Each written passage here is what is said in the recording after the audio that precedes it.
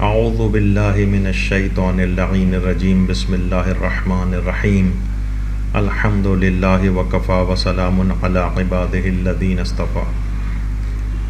پچھلی نشست میں ہم نے غصہ اور غضب کے تباہ کن نتائج اور ان کے اثرات کے اوپر گفتگو کی تھی۔ آج اس کا دوسرا حصہ پیش خدمت ہے، یعنی ہم اس غصے پہ کس طرح سے قابو پائیں، اور احادیث میں اور علماء کے اقوال اور کلام میں اس کے کون کون سے طریقے بیان کیے گئے ہیں۔ البتہ جن افراد نے اس سے پچھلا درس نہیں سنا ہے، ان سے گزارش ہے کہ اس کو بھی اگر سن لیں تو اس کے ساتھ ملا کر اس کو سنا جائے تو بہت مفید ہوگا۔ پہلے اس کو سن لیا جائے، پھر اس درس کو سنا جائے۔ دیکھیے، پیغمبر اکرم ختمی مرتبہ صلی اللہ علیہ وآلہ وسلم یہ ارشاد فرماتے ہیں کہ غصہ شیطان کا ایک شرارہ ہے جو اندر سے سلگتا ہے۔ یہ اندر سے سلگتا ہے۔ پیغمبر فرماتے ہیں کہ جان لو کہ غصہ ایک آگ ہے جو بنی آدم کے دل میں لگ جاتی ہے۔ کیا تم نہیں دیکھتے ہو کہ جب غصہ آتا ہے تو آنکھیں سرخ ہو جاتی ہیں، رگیں گردن کی پھول جاتی ہیں، شیطان اس کے اندر داخل ہو جاتا ہے۔ اور یہی بات ہمارے چھٹے امام جعفر صادق علیہ السلام نے بھی فرمائی ہے کہ غصہ ایک انگارہ ہے، انگارہ۔ اور امیر المومنین علیہ السلام نے بھی بات ارشاد فرمائی ہے، اللہم صلی علی محمد وآل محمد، کہ غصہ دلوں کی آگ ہے۔ اور مولا نے جو حارث حمدانی کو جو مکتوب لکھا تھا، اس میں بھی یہ بات فرمائی تھی کہ غصے سے ڈرو، کیونکہ یہ شیطان کے لشکروں میں سے ایک لشکر ہے۔ غصہ شیطان کے بڑے سپاہیوں میں سے ایک ہے۔ تو شیطان کے لشکر، یعنی انسان کے پیچھے اگر اتنا بڑا شیطان کا لشکر اس کے پیچھے لگ جائے، ایک شیطان انسان سے برداشت نہیں ہو پاتا ہے کہ غصہ کر کے پورے لشکر کو اپنے پیچھے لگا لیا جائے، یہ کس قدر نقصان دہ بات ہے۔ اور یہی وجہ ہے کہ حضرت امیر المومنین علیہ السلام فرماتے ہیں کہ غصہ ایک قسم کی دیوانگی ہے، اور غصہ کرنے والا بعد میں پشیمان ضرور ہوتا ہے، اور اگر وہ پشیمان نہیں ہو رہا ہے تو یہ بات سمجھ جاؤ کہ اس کی دیوانگی پختہ ہے۔ دوسرے کے اوپر اگر ڈال رہا ہے، وہ خود غصہ کر رہا ہے، غلطی دوسرے کے اوپر یا اس کی نشاندہی کر رہا ہے، تو اس کو پچھتانا چاہیے اس کے اوپر۔ اگر وہ پچھتاوا اس کے ساتھ نہیں ہے تو گویا اس کی دیوانگی پوری پختہ ہو چکی ہے۔ تو بلکہ روایت میں یہ بات بھی آئی ہے کہ جس پر غصہ غالب آ جائے اس کا شمار جانوروں میں ہوتا ہے، جانوروں میں، یعنی اس کی ابتدا دیوانگی ہے اور انتہائی پشیمانی ہے۔ دیکھیے، کہا جاتا ہے بچوں کے ایسے کوئی اس پروگراموں میں بھی ایک سوال پوچھا جاتا ہے کہ وہ کون سی حرام چیز ہے کہ جس کا پینا مستحب ہے۔ تو کہا جاتا ہے کہ غصہ وہ واحد چیز ہے، وہ واحد حرام چیز ہے کہ جس کا پینا مستحب ہے، یعنی ثواب رکھتا ہے انسان اپنے غصے کے اوپر ضبط کرے۔ غصے کے بہت ہی خطرناک جو نقصانات ہیں، جسمانی نقصانات کا تو ہم نے پچھلی نشست میں تذکرہ کر دیا تھا، اور اس کے اندر ضرور اس کو سنا جائے۔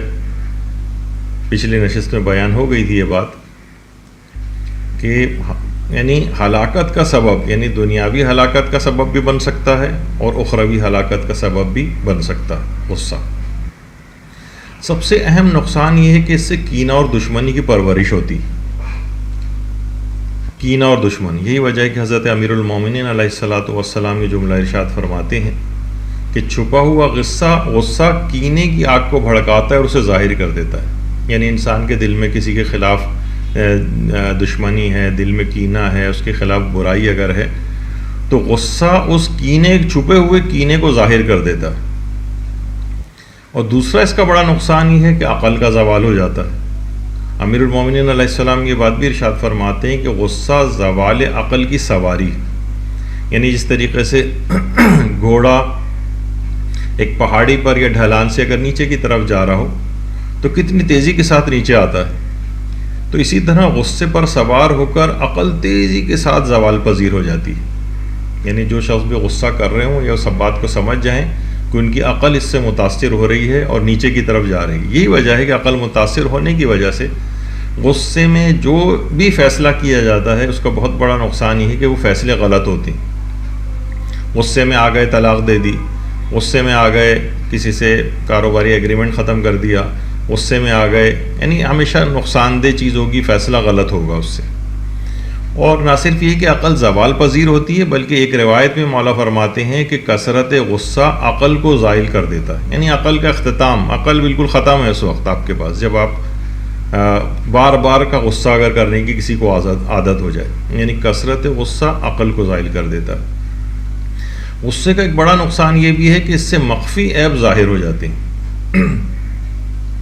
مولا امیر المومنین علیہ الصلوۃ والسلام جملہ ارشاد فرماتے ہیں کہ غصہ چھپے ہوئے عیبوں کو ظاہر کرتا ہے، یعنی انسان بظاہر بڑا خوش اخلاق ہے، بڑا ملمہ سازی کی ہوئی ہے، گویا آج کل ماسک لگانے کا دور ہے تو اس نے ایک ماسک لگا لیا ہے اپنا خوش اخلاقی کا، ذرا غصہ اس کو آیا مغلظات بکنا شروع ہو گئے، ذرا غصہ آیا ادب، تہذیب، احترام، تمیز سب بھول گئے، یعنی اس کے چھپے ہوئے عیب ظاہر ہو جاتے ہیں غصے سے۔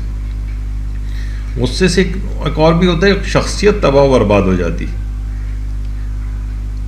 تو یہی بات حضرت امیر نے بھی ارشاد فرمائی ہے کہ اگر تم غصے کی کثرت کا شکار ہو جاؤ تو وہ تمہیں تباہی کی آخری حدوں کے اوپر لے جائے گا، یعنی کثرت کے ساتھ غصہ کرنا۔ اور اگلا نقصان اس کا یہ ہے کہ دل مردہ ہو جاتا ہے، اور یہ بھی حضرت امیر کا ارشاد گرامی ہے کہ غصہ عقل مند کے دل کو مردہ کر دیتا، اب نہ اس کو عبادت کا کوئی لطف آئے گا، کرے گا بھی اگر عبادت تو بالکل عادتاً کرے گا، اور غصہ پست فطرت ہونے کی علامت بھی ہے، یہ بھی روایتوں میں آیا۔ حضرت امیر المومنین علیہ الصلوۃ والسلام ارشاد فرماتے ہیں کہ غصے سے پستر کوئی علامت ہی نہیں، اور غصے سے بڑھ کر کوئی نسب پست نہیں، یعنی ہم خود کو بہت سید بھی اگر کہتے ہیں، نجیب الطرفین کہتے ہیں اور اپنے آپ کو بہت اعلیٰ نسب کا سمجھتے ہیں، تو شیطان کے ہاتھوں مغلوب ہو کر اور ہر وقت اگر ہم غصے کا شکار رہتے ہیں تو اس لحاظ سے یہ پست ترین نسب شمار ہوگا۔ گویا بایولوجیکل اعتبار سے آپ سید ہیں، لیکن اخلاقی اعتبار سے بڑی پستی کی علامت ہے اگر آپ کو بار بار غصہ آ جاتا ہے۔ اگلا نقصان یہ ہے کہ جاہل ہونے کی نشانی ہے زیادہ غصہ کرنا۔ حضرت امیر یہ جملہ بھی ارشاد فرماتے ہیں کہ جاہلوں کی عادت ہے کہ وہ بات بات پر جلدی غصے میں آ جاتے ہیں۔ اب دیکھیں ان تمام کلاموں کے اندر ائمہ معصومین کے انسان اپنی شخصیت کو پہچان سکتا ہے، ورنہ انسان بعض اوقات اپنے آپ سے بڑا حسن ظن رکھتا ہے کہ میں بڑا مذہبی ہوں، بڑا پرہیزگار ہوں اور میں بہت نماز و روزہ کرنے والا ہوں، لیکن اصلاً جو علامات بتائی گئیں وہ تو جاہلوں کی علامت بتائی گئی۔ بظاہر کتنی اصطلاحات ہم نے رٹ لی۔ اور ایک جملہ یہ بھی بڑا کہا جاتا ہے کہ غصے کی عزت عذر خواہی کی ذلت کے قائم مقام نہیں ہو سکتی، حضرت امیر کا ارشاد، یعنی بڑا اہم ہے جملہ، اس کو واقعتاً سمجھنا چاہیے۔ یعنی غصے پر قابو پانے میں جو عزت ہے وہ غصہ نکال کر بعد میں معذرت کی ذلت کے برابر نہیں، یعنی بعد میں آپ لاکھ ایکسکیوز کر لیں، اس کے ساتھ اس سے معافیاں مانگ لیں اور سچویشن کو ڈیزالو کرنے کی کوشش کریں، لیکن اصل جو عزت تھی وہ آپ کے غصے کو قابو پانے میں تھی، معذرت کرنے میں نہیں، غصے کو قابو پانے میں عزت ہے۔ ایک اور بڑا نقصان غصے کا یہ ہے کہ انسان خود کو سزا دیتا ہے، خود کو سزا، یعنی دوسروں کی غلطی کی سزا انسان اپنے آپ کو دے رہا ہے۔ اور یہ بات بھی حضرت امیر ارشاد فرماتے ہیں کہ 3 افراد کی سزا کا آغاز ان کی اپنی ذات سے ہو جاتا ہے، 3 افراد کی۔ ان میں ایک تو ہے حاسد۔ حاسد کے لیے روایتوں میں آیا ہے نا جملہ کہ حاسد کے لیے یہ سزا ہی کتنی کافی ہے کہ جب تم خوش ہوتے ہو تو وہ غمگین ہو جاتا ہے۔ تو حاسد کیا کرتا ہے؟ اندر ہی اندر گھٹتا ہے، جلتا ہے، دوسرے کے اوپر کوئی اثر نہیں ڈال رہا، یہ خود ہی بیچارہ حسد کی آگ کے اندر جلتا رہتا ہے، یعنی اس کی سزا کا آغاز اس کی اپنی ذات سے ہو جاتا ہے۔ ایک تو حاسد، دوسرا ہے کینہ پرور۔ کینہ پرور جو دشمنی اور کسی کے لیے برائی دل میں رکھتا ہے، یہ اندر ہی اندر یہ بھی بیچارہ کوڑتا رہتا ہے، یہ اپنے آپ کو سزا دیتا رہتا ہے۔ اور تیسرا ہے غصہ ور، جو غصہ کرتا ہو، یہ بھی اپنی سزا کا آغاز اپنے آپ سے کرتا ہے۔ اور ابھی اس میں ہم بہت تیزی سے گزر رہے ہیں کیونکہ اس میں کافی چیزیں ابھی بیان کرنا ہیں، اس وجہ سے صرف ایک غصے کے نقصانات کی ایک فہرست آپ کے سامنے پیش کی جا رہی ہے۔ اچھا، اگلا نقصان یہ ہے کہ دنیا اور آخرت کی رسوائی ہوتی.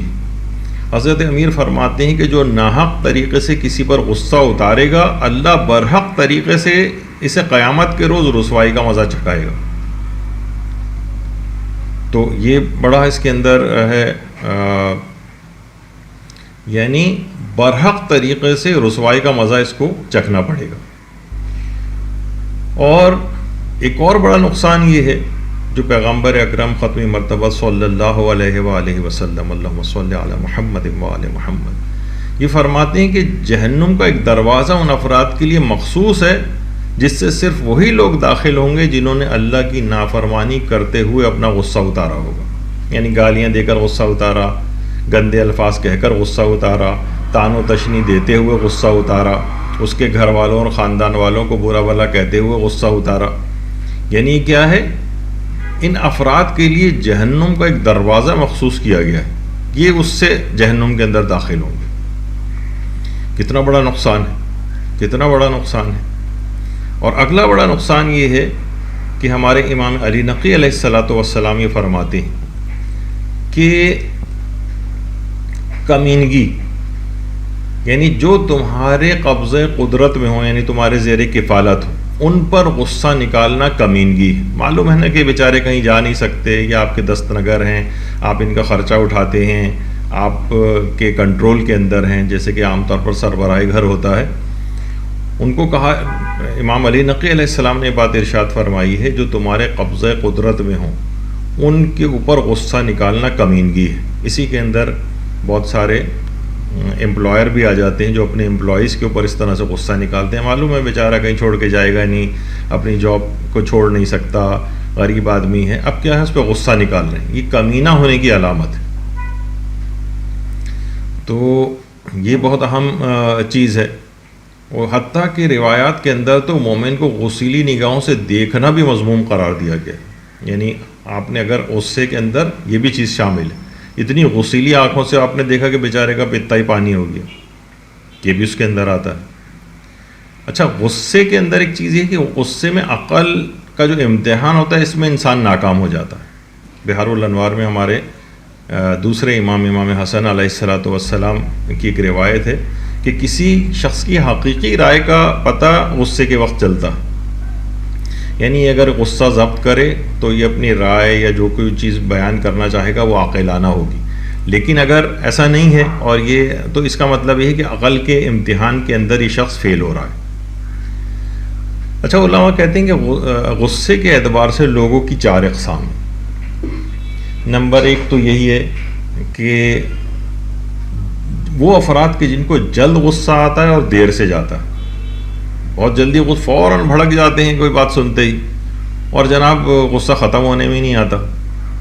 ایسے افراد کو کہا جاتا ہے کہ یہ بدتر افراد ہیں، بدترین افراد ہیں، جنہیں غصہ بہت جلدی آتا ہو اور بہت دیر تک جاتا ہو.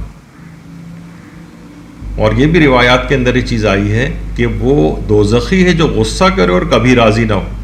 اس بیچارے وہ جا کے لوگ ان سے معافیاں مانگتے رہتے ہیں ہر وقت کہ حضور معاف کر دیجئے، لیکن ان کی ناراضگی ختم ہونے میں ہی نہیں آتی. یہ بدترین افراد قرار دیے گئے.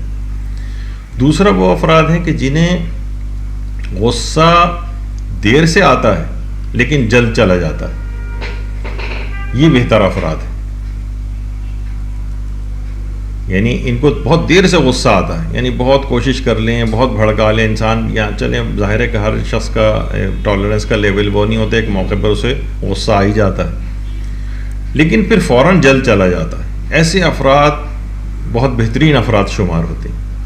پروردگار عالم کی بھی دیکھی صفت ہے نا، یا سریع الرضا، یعنی جو بہت جلد راضی ہو جاتا ہے. ٹھیک ہے، غصہ آیا لیکن فوراً ایک ایکسکیوز میں ختم کر دیں. اس نے ایک ذرا سا ایکسکیوز آ کے کیا، بس آپ فوراً بھول بھال گئے اور آپ نے اس کو معاف کر دیا.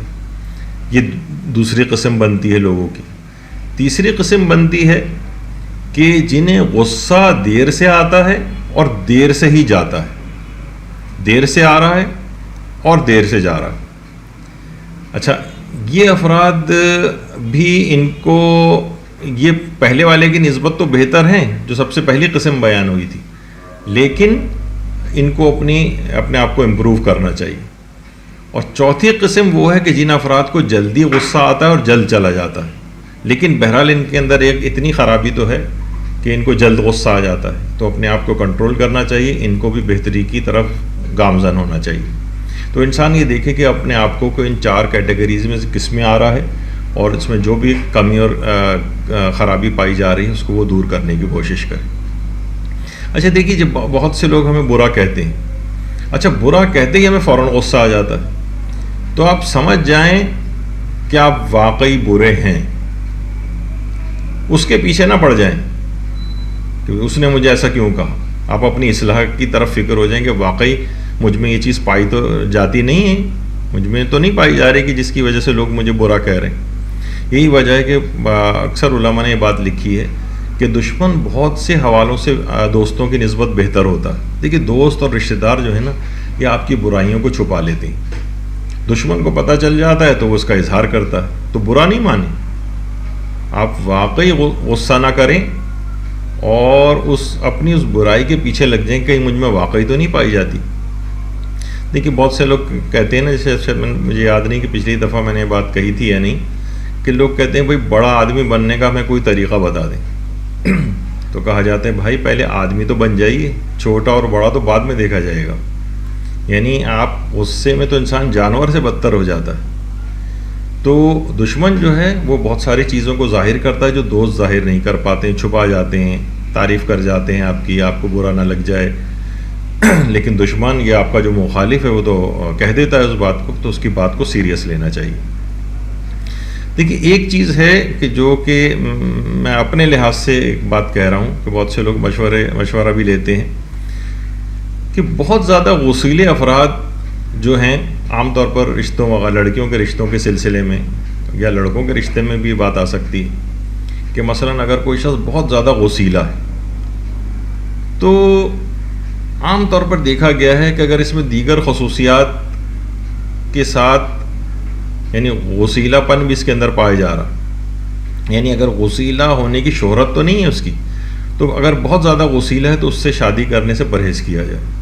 یعنی یہ کوئی ویسا میں عمومی قانون نہیں بتا رہا ہوں، لیکن عام طور پر دیکھا گیا ہے کہ کوئی اور آپشنس اگر موجود ہوں تو انسان ان کی طرف غور کرے۔ ایسے افراد کے ساتھ زندگی ذرا مشکل ہو جاتی ہے۔ اچھا خطرناک بات کہاں ہوتی ہے؟ جہاں 2 غصیلے ٹکرا جائیں آپس میں۔ اچھا ایک غصیلا ہے، ایک ذرا نرم مزاج ہے، تو یہ ہوتا ہے کہ چلو ایک خاموش ہو جائے گا، دوسرا کمپنسیٹ ہو جائے گی بات۔ لیکن 2 غصیلے ہی، 2 بیل ٹکرا جائیں اور سینگ لڑا رہے ہوں ایک دوسرے سے، تو یہ سمجھنا اور سمجھانا ان لوگوں کو بہت زیادہ مشکل ہو جاتا ہے۔ ایک ہو ایسا اور دوسرا صبر کر لے، گاڑی چل جاتی۔ دونوں ایسے ہوں تو مشکلات بڑھ جاتی۔ تو اگر بظاہر وہ نماز و روزہ کرنے والا بھی ہے، مالی حالات بھی اس کے اچھے ہیں، لیکن بہت زیادہ غصیلا ہے، تو عام طور پر یہ چیز مشکلات کا شکار ہوتی۔ اب یہ نہیں ہے کہ ایسے افراد اگر یہ گفتگو سن رہے ہوں تو سوچیں گے بس اب تو کچھ نہیں ہو سکتا، نہیں، اپنے آپ کو بہتر کیا جا سکتا ہے۔ ابھی جو میں نے طریقے ابھی آگے چل کے ہم ذکر کرنے والے ہیں، وہ ان کے اوپر اگر عمل کریں تو بہت ساری مشکلات حل ہو جائیں گی۔ اچھا کچھ چیزوں سے وہ دیکھیے غصہ بڑھتا بھی ہے، تکبر، سرکشی اور دوسروں کو حقیر سمجھنے سے، یعنی روایات میں یہ چیز آئی، بلکہ بقول ہمارے امام جعفر صادق علیہ السلام کی بات، حضرت موسیٰ جو نبی خدا تھے انہوں نے یہ بات بیان کی۔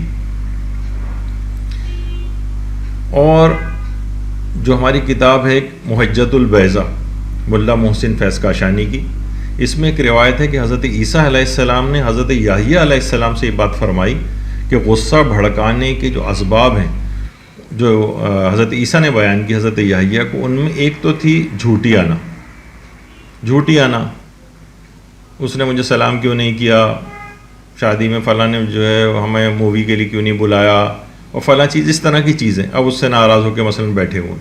ان چیزوں کی کوئی حقیقت نہیں۔ اسی طرح سے مثلا روایت میں یہ بھی آیا کہ خود پسندی غصے کو بھڑکا دی۔ جتنا انسان خود پسند ہوگا اتنا ہی وہ فوراً جلدی غصے کے اندر آ جائے گا۔ اچھا اسی طریقے سے کسی کا مذاق اڑانا، یہ بھی روایت میں آیا کہ اس سے بھی غصے جو ہے وہ غصہ بھڑک جاتا ہے۔ مثلا آپ نے کسی کا اس طرح سے کسی سامنے جملہ کس دیا کہ سب اس کے لیے زور سے ہنس پڑے، اس شخص کے خلاف جو آپ نے ایک مذاق کیا تھا، اب وہ اس کے دل میں وہ بڑا محسوس کرے گا. تو ایسے جملے بھی کہنے سے پرہیز کرنا چاہیے جس سے یہ غصہ بھڑکانے کے اسباب میں سے. اسی طرح سے مثلاً عیب لگانا، کسی کو برا بھلا کہنا. آپ نے کسی کو عیب لگایا، برا بھلا کہا، اب اس کے دل میں غصے کی آگ بھڑک اٹھے گی. یا اسی طرح سے کینہ، تو دل میں کینہ رکھنے سے اس سے بھی غصے کی، مثلا آپ دل میں اس کے خلاف برائی پکائے جا رہے ہیں، ایک دم سے آپ کا موقع آئے گا، آپ بھڑک جائیں گے، یعنی غصہ بہت شدت اختیار کر لے گا. یا باہمی مخالفت، ایک دوسرے کے چھوٹی چھوٹی باتوں پہ انسان ایک دوسرے کے مخالف ہوا ہوا ہے. ساسیں معمولی باتوں پہ بہوؤں کی مخالف ہوئی ہیں، بہویں معمولی باتوں پہ ساس اور دیگر نندوں کے خلاف ہوئی ہیں. اب جو بھی خاندانی سسٹم چل رہے ہیں، میں سب کی الگ الگ مثالیں تو نہیں دوں گا. یہاں ایک کو کہتے ہیں تو دوسرا ناراض ہو جاتا ہے، دوسرے کی بات کرتے ہیں تو پہلا ناراض ہو جاتا ہے. باہمی مخالفت یعنی یہ غصے کی آگ کو بھڑکاتی ہے. یہ سب روایت کے اندر آیا ہے. حضرت یا کو حضرت عیسیٰ نے بات بیان فرمائی. اسی طرح سے فرماتے ہیں کہ فریب کاری، یہ بھی مثلا کسی کو دھوکہ آپ نے دیا، ایک دم سے انسان غصے کے اندر آ جائے گا، کوئی ایسی بات کہی جو فریب پر مبنی ہو. اور اسی طریقے سے یہ بھی نبی خدا نے بات ارشاد فرمائی کہ یہ فضول جاہ و مال پر شدت سے حرص کرنا. ایک تو ہے کہ جو مطلوب، اتنی جاہ اور مال تو مطلوب ہے جس سے زندگی گزاری جائے، لیکن اب انسان شدت کے ساتھ لالچی ہو جائے تو کیا ہوگا کہ جتنا اس کا لالچ بڑھے گا، یہ بھی آگے چل کر بھی بات آئے گی، اتنا ہی یعنی جتنی نفسانی والی خواہشات اس کی بڑھتی جائیں گی، اتنا ہی اس کے اندر غصے کی پرورش ہوتی جائے گی. ذرا سا اس کا مال ہاتھ سے نکلے گا ایک دم سے، یا جہاں میں ذرا سی کمی واقع ہوگی، اس کو غصہ آ جائے گا. یہ غصے کو بھڑکانے والی چیزوں میں سے. اس کے مقابلے میں اگر ہم غصے کے اوپر قابو پا لیں، غصے پر قابو پائیں. دیکھیے ابھی غصے کے نقصانات بھی بیان ہوئے، جسمانی نقصانات، روحانی نقصانات، غصے کو بھڑکانے کے اسباب. غصے پر اگر ہم قابو پائیں تو اس کے کیا فائدے ہم کو حاصل ہوں گے. ان تمام چیزوں کی اگر انسان کو معلومات ہو جائیں تو وہ پھر غصے کو اپنے خود بخود کنٹرول کرے گا. جیسے کہ انسان کو پتہ ہوتا ہے بھائی میں اگر نمک کھاؤں گا تو بلڈ پریشر میں میرے اضافہ ہو جائے گا، مجھے نقصان کرے گا. مٹھائی کھاؤں گا تو میری شوگر بڑھ جائے گی. تو یہ چیز پھر اس سے کیا ہوتا ہے، اس کے نقصانات سے واقف ہو جاتا ہے تو وہ پرہیز کرتا ہے. تو اسی وجہ سے یہ چیزیں بھی بیان ہو رہی ہیں کہ انسان ان چیزوں سے پرہیز کرے. تو غصے پر قابو پانے کے جو فائدے ہیں، دیکھیے بہت زیادہ روایات کے اندر ایسے افراد کی تعریف آئی ہے جو غصے پر اپنے قابو پا لیتے ہیں، اور روایات میں ان کو قوی ترین انسان کہا گیا ہے. یہاں عام طور پہ ہم الٹا سمجھتے ہیں کہ جو بہت زیادہ غصہ کرتا ہو وہ بڑا طاقتور ہے، بڑا اسٹرانگ دکھائی دے رہا ہے، دیکھیں فوراً کمزوروں کے اوپر جو ہے وہ غصے ہو رہا ہے. نہیں، غصہ اصلاً بے بسی کا ایک اظہار ہوتا ہے. یہ کمزور شخص ہے، یہ بے بسی کا اظہار کر رہا ہے. جو طاقتور ہوتا ہے اس کو اتنا زیادہ بھڑکنے کی ضرورت نہیں ہوتی. اور یہ وجہ کہ ہمارے پانچویں امام محمد باقر علیہ الصلوۃ والسلام یہ بات ارشاد فرماتے ہیں کہ غصے کو ٹال دینے سے بڑھ کر تو کوئی قدرت ہی نہیں. اور پیغمبر اکرم صلی اللہ علیہ وآلہ وسلم نے بھی یہ بات ارشاد فرمائی ہے کہ سب سے بڑا طاقتور وہ ہے جو اللہ کو یاد کر کے اپنے حلم اور بردباری سے اپنے غصے کے اوپر قابو پا لے. سب سے بڑا طاقتور کہا گیا ہے. بلکہ روایت کے اندر یہ بات بھی آئی ہے کہ پیغمبر اسلام نے ایک دفعہ دیکھا کہ بھاری پتھر اٹھانے کا کسی جگہ پہ مقابلہ ہو رہا ہے. جیسے ہمارے یہاں ویٹ لفٹنگ وغیرہ کے مقابلے ہوتے ہیں، اس زمانے میں ظاہر اس طرح کے ویٹ نہیں ہوتے تھے، وہ بھاری پتھر اٹھانے کے مقابلے ہوتے تھے. تو پیغمبر اکرم نے یہ بات ارشاد فرمائی کہ سب سے زیادہ زبردست انسان وہ ہے اور طاقتور انسان وہ ہے جو اپنے غصے پر قابو پا لے، اور بردبار ترین انسان وہ ہے جو کسی پر قابو پانے کے بعد اسے معاف کر دے. یہاں پر قابو پانے کے بعد تو اس کو مزید گنے کی مشین میں ڈال کے اس کو بیچارے کو اس کا برا حال کر دیا جاتا ہے کہ بس آپ کے قابو آ گئے، اب تو خوب سنائیں گے اس کو. نہیں، اس کو قابو پانے کے بعد اس کو معاف کر دینا، یہ سب سے زیادہ بردبار انسان کی نشانی بیان فرمائی. ایک اور مقام پہ بھی پیغمبر اسلام نے یہی بات ارشاد فرمائی ہے کہ طاقتور ترین انسان وہ ہے جو کسی سے راضی ہو جائے تو اللہ کی نافرمانی میں داخل نہ ہو. یعنی راضی ہو تو اللہ کی نافرمانی میں داخل نہ ہو جائے. یعنی اپنی اولاد سے بے انتہا محبت ہو رہی ہے تو اب اس کو نماز فجر کے لیے نہیں اٹھا رہے، لڑکی بالغ ہو گئی ہے تو لیکن اس کو حجاب کو نہیں کہہ رہے. تو غصہ اگر کبھی ہو جائے، کسی سے ناراض ہو جائے تو یہ بات اسے حق بات کہنے سے خارج نہ کرے. اور کسی پر اگر وہ قابو پا لے تو اسے کوئی ناحق کام کرنے پر مجبور نہ کرے. یعنی قابو پا لیا تو اسے مارے چلے جا رہے ہیں یا اس کو دبائے چلے جا رہے ہیں.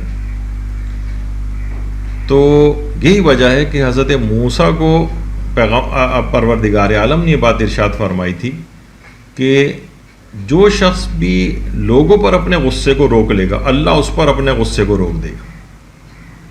اور ایسے افراد کے لیے کہا جاتا ہے کہ قیامت کے دن وہ ایسے افراد بہت سکون اور اطمینان کی حالت میں ہوں گے. ہمارے پانچویں امام محمد باقر علیہ السلام یہ بات ارشاد فرماتے ہیں کہ جو غصہ نکالنے کی قدرت کے باوجود اسے پی جائے تو اللہ قیامت کے دن اس کا دل سکون و اطمینان سے بھر دے گا. آپ سوچئے قیامت کے روز کس قدر گھبراہٹ کا دن ہوگا, کس قدر پریشانی کا دن ہوگا. اب یہ اطمینان کے دن میں بدل جائے گا. کون سے افراد کے لیے؟ وہ افراد کے جو کہ اپنے غصے کو پی جاتے ہیں. تو وہاں اللہ بھی اپنے غصے کو اس طرح سے جو اس کا غضب ہوگا اس سے اس شخص کو بچا لے گا, اس کے لیے اطمینان کا دن بن جائے گا. اور ہمارے چھٹی امام جعفر صادق علیہ السلام یہ بات ارشاد فرماتے ہیں کہ اللہ اس کے دل کو اپنی رضا سے بھر دے گا, اپنی رضا سے.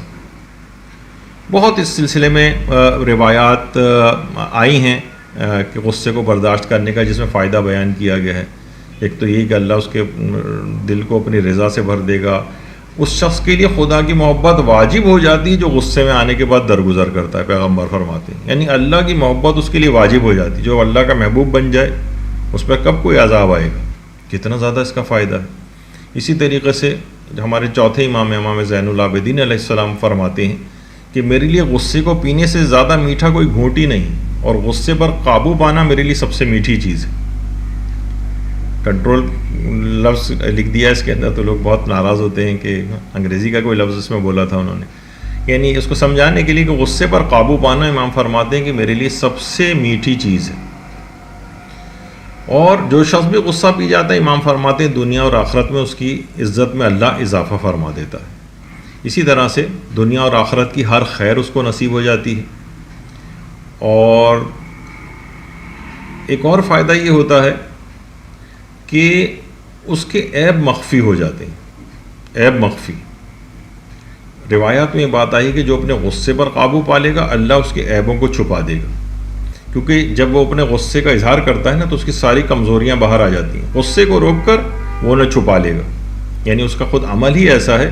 مثلاً اگر اس نے غصے کو اظہار کیا وہ نہ برا بھلا کہے گا, اس کا عیب ظاہر ہو جائے گا. وہ گالیاں بکنے لگے گا, اچھا یہ گالیاں بھی بکتے ہیں, یہ عیب ظاہر ہو جائے گا. اور وہ تانے دینے لگے گا, مارنے پیٹنے لگے گا, یہ سارے اس کے عیب باہر آ جائیں گے. غصے کو اپنے دبا لیا, چھپا لیا, کم کر دیا, یہ سب عیب بھی چھپ گئے. اچھا ایک چیز سوال ہوتا ہے کیسے پتہ چلے کہ ہمارے دل میں خوف خدا ہے. حضرت امیر ارشاد فرماتے ہیں, امیر المومنین علی ابن ابی طالب علیہ الصلوۃ والسلام, وہ فرماتے ہیں جو بھی اللہ سے ڈرتا ہے اور وہ کسی پر اپنا غصہ نہیں نکالتا ہے, یعنی جو شخص بھی اللہ سے ڈرتا ہے وہ کسی پر اپنا غصہ نہیں نکالتا. اس کا مطلب ہے کہ اگر کسی کے دل میں خوف خدا ہے تو کبھی آپ کو غصہ کرتے ہوئے کسی کے اوپر نظر نہیں آئے گا. اور اس کا الٹا کر لیں, اگر بہت غصہ کرتا ہوا بار بار نظر آ رہا ہے اس کا مطلب ہے اس کے دل میں خوف خدا نہیں. جب ایک بات کہی گئی کہ جو غصہ کرتے وقت اللہ کو یاد کر کے اس کو قابو کر لے تو قیامت کے دن تمام مخلوقات میں اللہ اس کو یاد رکھے گا اور کبھی ہلاکت ابدی کا اس کو شکار نہیں ہونے دے گا. بہت اہم چیزیں ہیں یہ جس کو سمجھنا چاہیے. اور روایت میں یہ چیز بھی آئی ہے کہ غصہ نہ کرنے پر رسول اللہ نے صلی اللہ علیہ وآلہ وسلم بار بار نصیحت فرماتے تھے. ایک شخص آیا پیغمبر کے پاس, یا رسول اللہ مجھے کوئی نصیحت کیجیے. آپ نے فرمایا غصہ نہ کرو. اس نے پھر کہا کہ یا رسول اللہ کوئی اور نصیحت کیجیے. پیغمبر نے پھر فرمایا غصہ نہ کرو. اس نے کہا پیغمبر اسلام کوئی اور نصیحت کیجیے. پیغمبر نے پھر فرمایا کہ غصہ نہ کیا کرو. یعنی راوی سمجھ گیا کہ ہر بار پیغمبر یہ اس وجہ سے فرما رہے ہیں اور ایک بہترین نصیحت کر رہے ہیں کہ غصہ اپنے ساتھ تمام برائیوں کو لے کر آ جاتا ہے. یعنی غصہ نہ کر کے آپ خود کو بے شمار برائیوں سے بچا لیتے ہیں. راوی بھی یہ بات سمجھ گیا. تو پیغمبر ایک ہی جملے کو بار بار کہہ رہے ہیں غصہ نہ کرو, غصہ نہ کرو, غصہ نہ کرو. تو یہ بات صرف راوی کو نہیں کہہ رہے, ہم لوگوں کو بھی یہ بات کہہ رہے ہیں کہ ہر صورت میں اپنے آپ کو اس چیز سے بچاؤ, کیونکہ اگر اس سے اپنے آپ کو بچا لیا تو اتنی زیادہ نصیحتوں کی ضرورت نہیں پڑے گی آپ کو. جیسے کہا جاتا ہے نا کہ پیغمبر کے پاس آیا, کہا جھوٹ مت بولنا, تو وہ خود ہی اتنی بڑی ایک چیز بات بتا دی کہ انسان پھر بعد میں اس کو ریئلائز کر کے بہت سارے گناہوں سے اپنے آپ کو بچا لیتا ہے. بہترین نصیحت. اچھا، جب بھی کہا جاتا ہے کہ دیکھیے جاہل اور عاقل کے غصے میں ایک فرق ہوتا ہے. جاہل تو اپنی منہ سے بھڑاس نکال کر الٹی سیدھی باتیں کر کے اپنے اس کو کر لیتا ہے. جب بھی کہا جاتا ہے، حضرت امیر ارشاد فرماتے ہیں کہ جاہل کا غصہ اس کی باتوں میں ہوتا ہے اور عقل مند کا غصہ اس کے کاموں میں ہوتا ہے. اس کے کاموں میں یعنی کام کیا ہے؟ یعنی وہ اس قسم کا اقدام، مثلا اولاد کے اوپر سے کسی بات پر غصہ آ رہا ہے، اب یہ منہ سے اپنی بھڑاس نہیں نکالے گا الٹا سیدھا بول کر، اس سے تو وہ اور زیادہ باغی ہو جائیں گے بچے. یہ عقل مندی سے اس کو غصہ اس کو ہے کہ یہ چیز ایسا کیوں کر رہا ہے، لیکن وہ اس کا ایسا لاہ عمل بنائے گا کہ آئندہ اولاد اس چیز میں مبتلا نہ ہو. یہ عاقل کا غصہ. یعنی اس کی بہت ساری مثالیں دی جا سکتی ہیں، لیکن اس کو آپ خود بنا سکتے ہیں اس بات کو کہ عقل مند کا غصہ اس کے کاموں میں ہوتا ہے. وہ زبان سے بول کے بات کو خراب نہیں کرتا ہے، بلکہ حکمت عملی کے ذریعے جس وجہ سے غصہ اس کے اندر پیدا ہو رہا ہے اس چیز کو کریکٹ کرنے کی کوشش کرتا. جب بھی کہا جاتا ہے نا کہ دیکھیے غصے کو برداشت کرنا، آپ اپنے آپ کو 1000 بار کی شرمندگی سے بچا سکتے ہیں. مثلا آپ نے غصے میں بدتمیزی کر لی کسی سے، کسی بزرگ سے کر لی، اب ہر دفعہ جب بھی آپ دیکھیں گے ایک شرمندگی کی طرح کے احساس کے ساتھ اس کے سامنے جانا پڑے گا. لیکن اگر آپ غصے کو اپنے برداشت کر لیں تو ہر دفعہ آپ عزت دار طریقے سے کسی کو بھی فیس کر سکتے ہیں.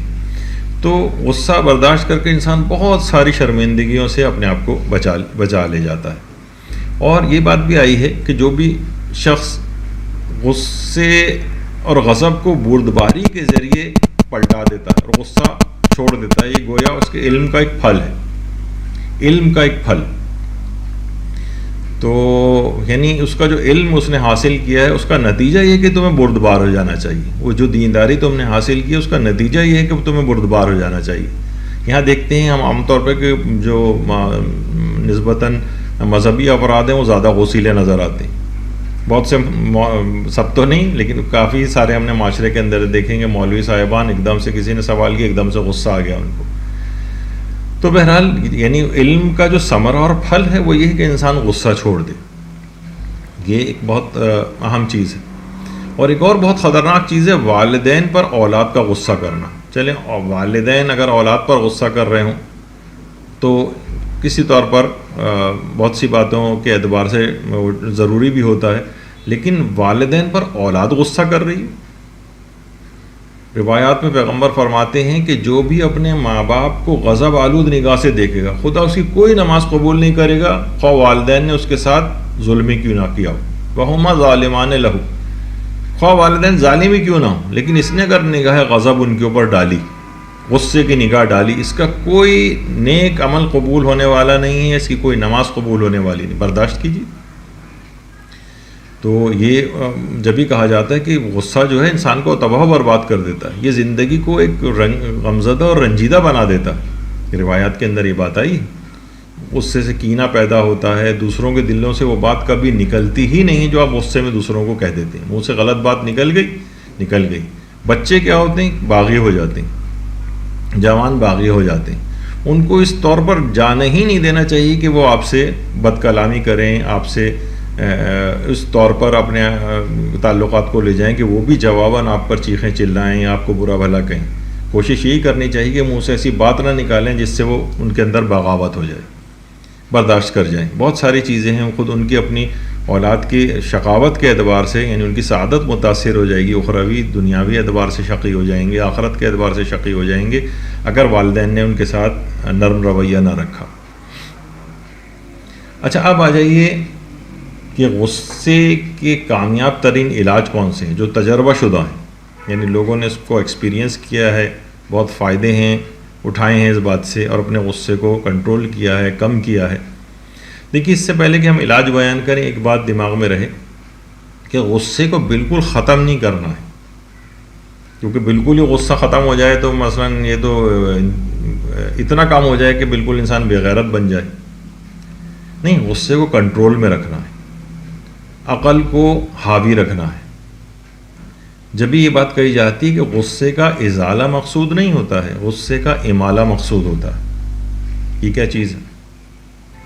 یعنی غصے کو ختم نہیں کرنا ہے، معدوم نہیں کرنا ہے، اس کا رخ موڑ دینا ہے. رخ موڑنا ہے. رخ کیسے موڑنا ہے؟ یعنی پہلے سے مومنین پر غصہ آتا تھا، مخلوق خدا پر غصہ آتا تھا، اب اپنے نفس پر آئے گا. اس کا رخ موڑ دیجیے. اپنے نفس پر غصہ کریں، اللہ کی نافرمانی دیکھ کر آپ کو غصہ آنا چاہیے، دشمنان خدا اور رسول و اہل بیت کو دیکھ کر غصہ آنا چاہیے، اپنے گناہوں کے اوپر غصہ آنا چاہیے۔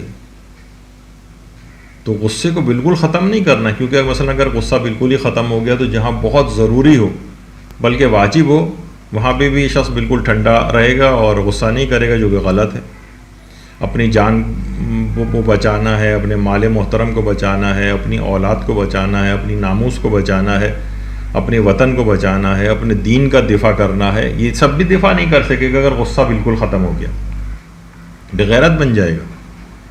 تو کیا ہے، آپ کو ازالہ مقصود نہیں، امالہ مقصود ہے، اس کا رخ موڑنا مقصود ہے۔ علاج کیا ہے غصے کے کامیاب؟ دیکھیے، پہلا ایک بہت ہی اہم چیز یہ ہے کہ ہمیشہ انسان رد عمل کرنے میں تاخیر سے کام لے۔ یہاں ہمارے یہاں بڑا یہ مسئلہ ہوتا ہے کہ فوراً بھڑک جاتے ہیں، جس بات پہ غصہ آیا فوراً ریئیکٹ کر دیا، جیسے میٹر شارٹ ہو گیا، دماغ گھوم گیا۔ ایک تحقیق کے مطابق دیکھیے، جب بھی غصہ انسان کو آتا ہے تو اس کا دورانیہ فقط 12 منٹ تک ہوتا ہے۔ جب غصہ آنا شروع ہو تو سمجھ جائیں کہ کیفیت میری 12 منٹ سے زیادہ نہیں رہے گی۔ اس دوران رد عمل کو تاخیر میں ڈالیں، کچھ اعمال کر لیں جو بھی میں آگے چل کر ذکر کروں گا، لیکن فوراً ریئیکٹ نہ کریں، عقل کو استعمال کریں۔ جب ایک بات صحیح طور پر علم میں آ گئی ہے کہ بھئی 12 منٹ تک میں اگر تاخیر کر دوں تو کیوں فوراً ریئیکٹ کر کے عمل کیوں نہیں کریں اس بات پہ؟ فوراً دماغ میں لے کر آئیں کہ مجھ میں جو غصہ اندر پیدا ہو رہا ہے زیادہ دیر نہیں رہے گا، تو یقین جانیے کہ ایک یقینی طوفان کو آپ ٹال دیں گے۔ سونامی کی وارننگ گویا جاری ہو گئی لیکن سونامی آئے گا نہیں۔ جواب دینے میں ڈیلے کریں، آج نہیں میں کل ڈانٹوں گا، بیوی پر آج ناراضگی کا اظہار نہیں کروں گا، کل کروں گا، ابھی کچھ نہیں ہوگا۔ اور اگر اگلے دن یا آپ نے تاخیر کر دی اس کے رد عمل میں تو یہ آپ یقین کیجئے غصہ 100 سے 5%، 10% تک رہ جائے گا، اس کی انٹینسٹی بہت کم ہوگی، یہ ویسا نقصان نہیں دے گا کہ جتنا جو فوری ریئیکشن دینے سے نقصان ہوتا ہے۔ عقل کو اپنے غالب رکھیے اور رد عمل میں تاخیر سے کام لیں، ابھی نہیں کل، کچھ دیر بعد، کوئی ایک مناسب وقت اس طرف لے جائیے۔ آپ اپنی زندگی میں، وہی میں نے جیسے پہلے کہا کہ آپ اپنی زندگی میں بہت سارے طوفانوں کو ٹال دیں گے۔ تو یہ پہلی چیز تھی، رد عمل میں تاخیر سے کام لیں۔ 12 منٹ تک تو کم سے کم تاخیر کریں، اور اس کے بعد بھی کہیں گے ٹھیک ہے میں دیکھوں گا بعد میں۔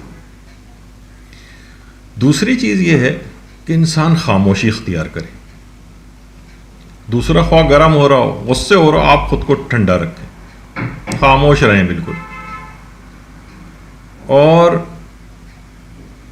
جب بھی روایت میں بھی حضرت امیر المومنین علیہ السلام نے بات ارشاد فرمائی ہے کہ غصے کا علاج خاموشی کے ذریعے کرو۔ سوچ کے رکھیں، مثلا خاتون سوچیں کہ میں منہ نہیں کھولوں گی اپنا، میں خاموش رہوں گی، تو جیسے میں نے کہا کہ یقین جانی کہ زندگی میں آنے والے نہ جانے کتنے طوفانوں کا رخ آپ موڑ دیں گے۔ ایک چپ 100 سکھ، شکست دے دیں گے آپ۔ اور اگر آپ نے یہ خاموشی اختیار کی، یقین جانیے کہ 90 سے 95% یا شاید 99% طلاقیں معاشرے سے ختم ہو جائیں گی۔ یہ جو ترکی بترکی دونوں طرف سے جو چیز چلتی ہے نا، یہ بہت خرابی کی طرف جاتی، طلاقوں کی طرف لے جاتی۔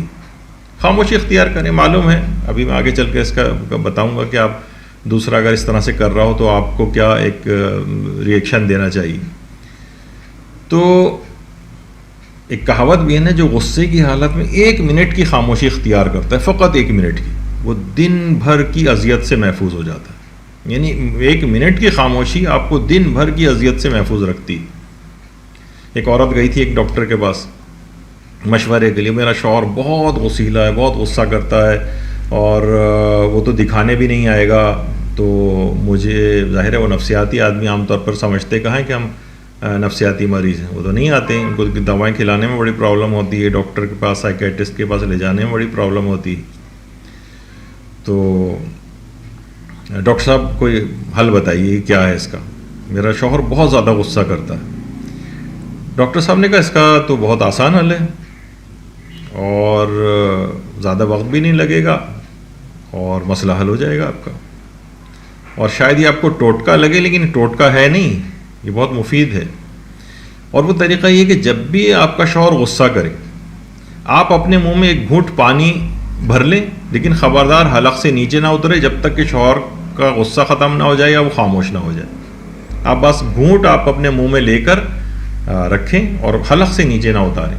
ایک ہفتے بعد وہ خاتون آئیں تو بڑی خوش آئیں، ڈاکٹر صاحب آپ نے تو بہترین نسخہ بتایا مجھے، لیکن یہ بتائیے کہ اس کا شوہر پر کیسے اثر ہوا؟ تو دیکھیے بات وہی تھی کہ اصل میں غصے کا جواب غصہ دینے سے بڑھتا ہے غصہ۔ ڈاکٹر نے کہا اصل میں مجھے آپ کا منہ بند کروانا تھا، آپ نے اپنا منہ وہ بند رکھا، منہ میں پانی بھر لیا، تو شوہر تھوڑی دیر بعد چند جملے کہہ کے اس کے بعد خاموش ہو گیا۔ تو کیا ہوا کہ وہ تکرار آگے نہیں بڑھی، اس کا غصہ بھی آگے نہیں بڑھا۔ بار بار کہ ایک دوسرے کو لفظی طور پر شکست دینے میں یہ اس قسم کی چیزیں ہوتی کہ غصہ بڑھتا چلا جاتا۔ دونوں میں سے ایک بھی اگر سمجھدار آدمی ہے، دونوں ہی ناسمجھ ہیں تو ان کو اپنی سمجھ میں اضافہ کرنا چاہیے، اور ایک بھی اگر اپنے آپ کو سمجھدار اور عقل مند سمجھ رہا ہے دونوں فریقوں میں سے جو آپس میں لڑ رہے ہیں، تو اس کی ذمہ داری بڑھ جاتی ہے وہ خود خاموشی اختیار کرے۔ تو یہ سب چیزیں ایسی ہیں۔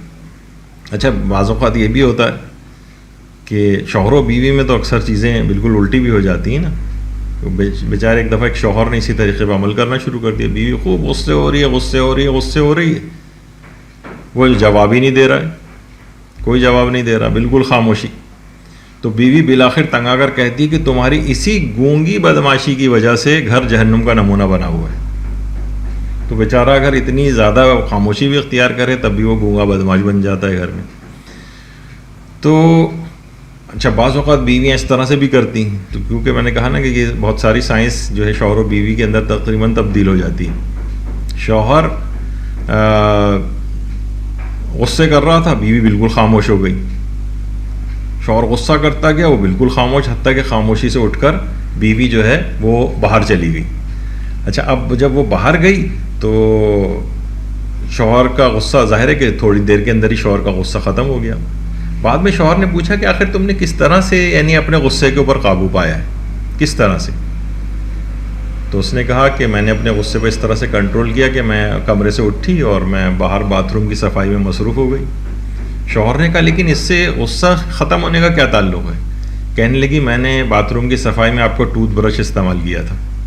تو بعض اوقات اس قسم کی، خیر یہ تو لطیفہ والی باتیں اپنی جگہ پر ہیں، لیکن بہرحال یہ ایک تیر بہدف نسخہ ہے، تیر بہدف نسخہ ہے۔ کوئی یعنی کون سی قیامت آ جائے گی اگر آپ تھوڑی دیر کے لیے خاموشی اختیار کر لیں، بلکہ آپ قیامتوں کو ٹال سکتے ہیں خاموشی کے ذریعے۔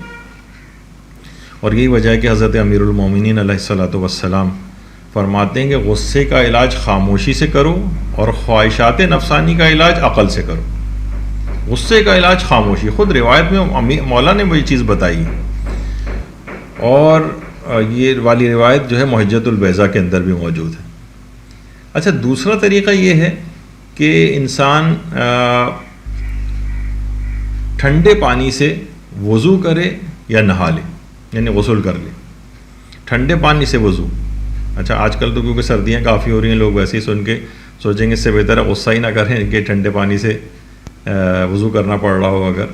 بہرحال یہ چیز کہی گئی ہے کہ ٹھنڈے پانی سے وضو انسان کرے یا نہا لے، شیطان اس سے دور ہو جائے گا۔ فَإِذَا غَضِبَ أَحَدُكُمْ فَلْيَغْتَسِلْ۔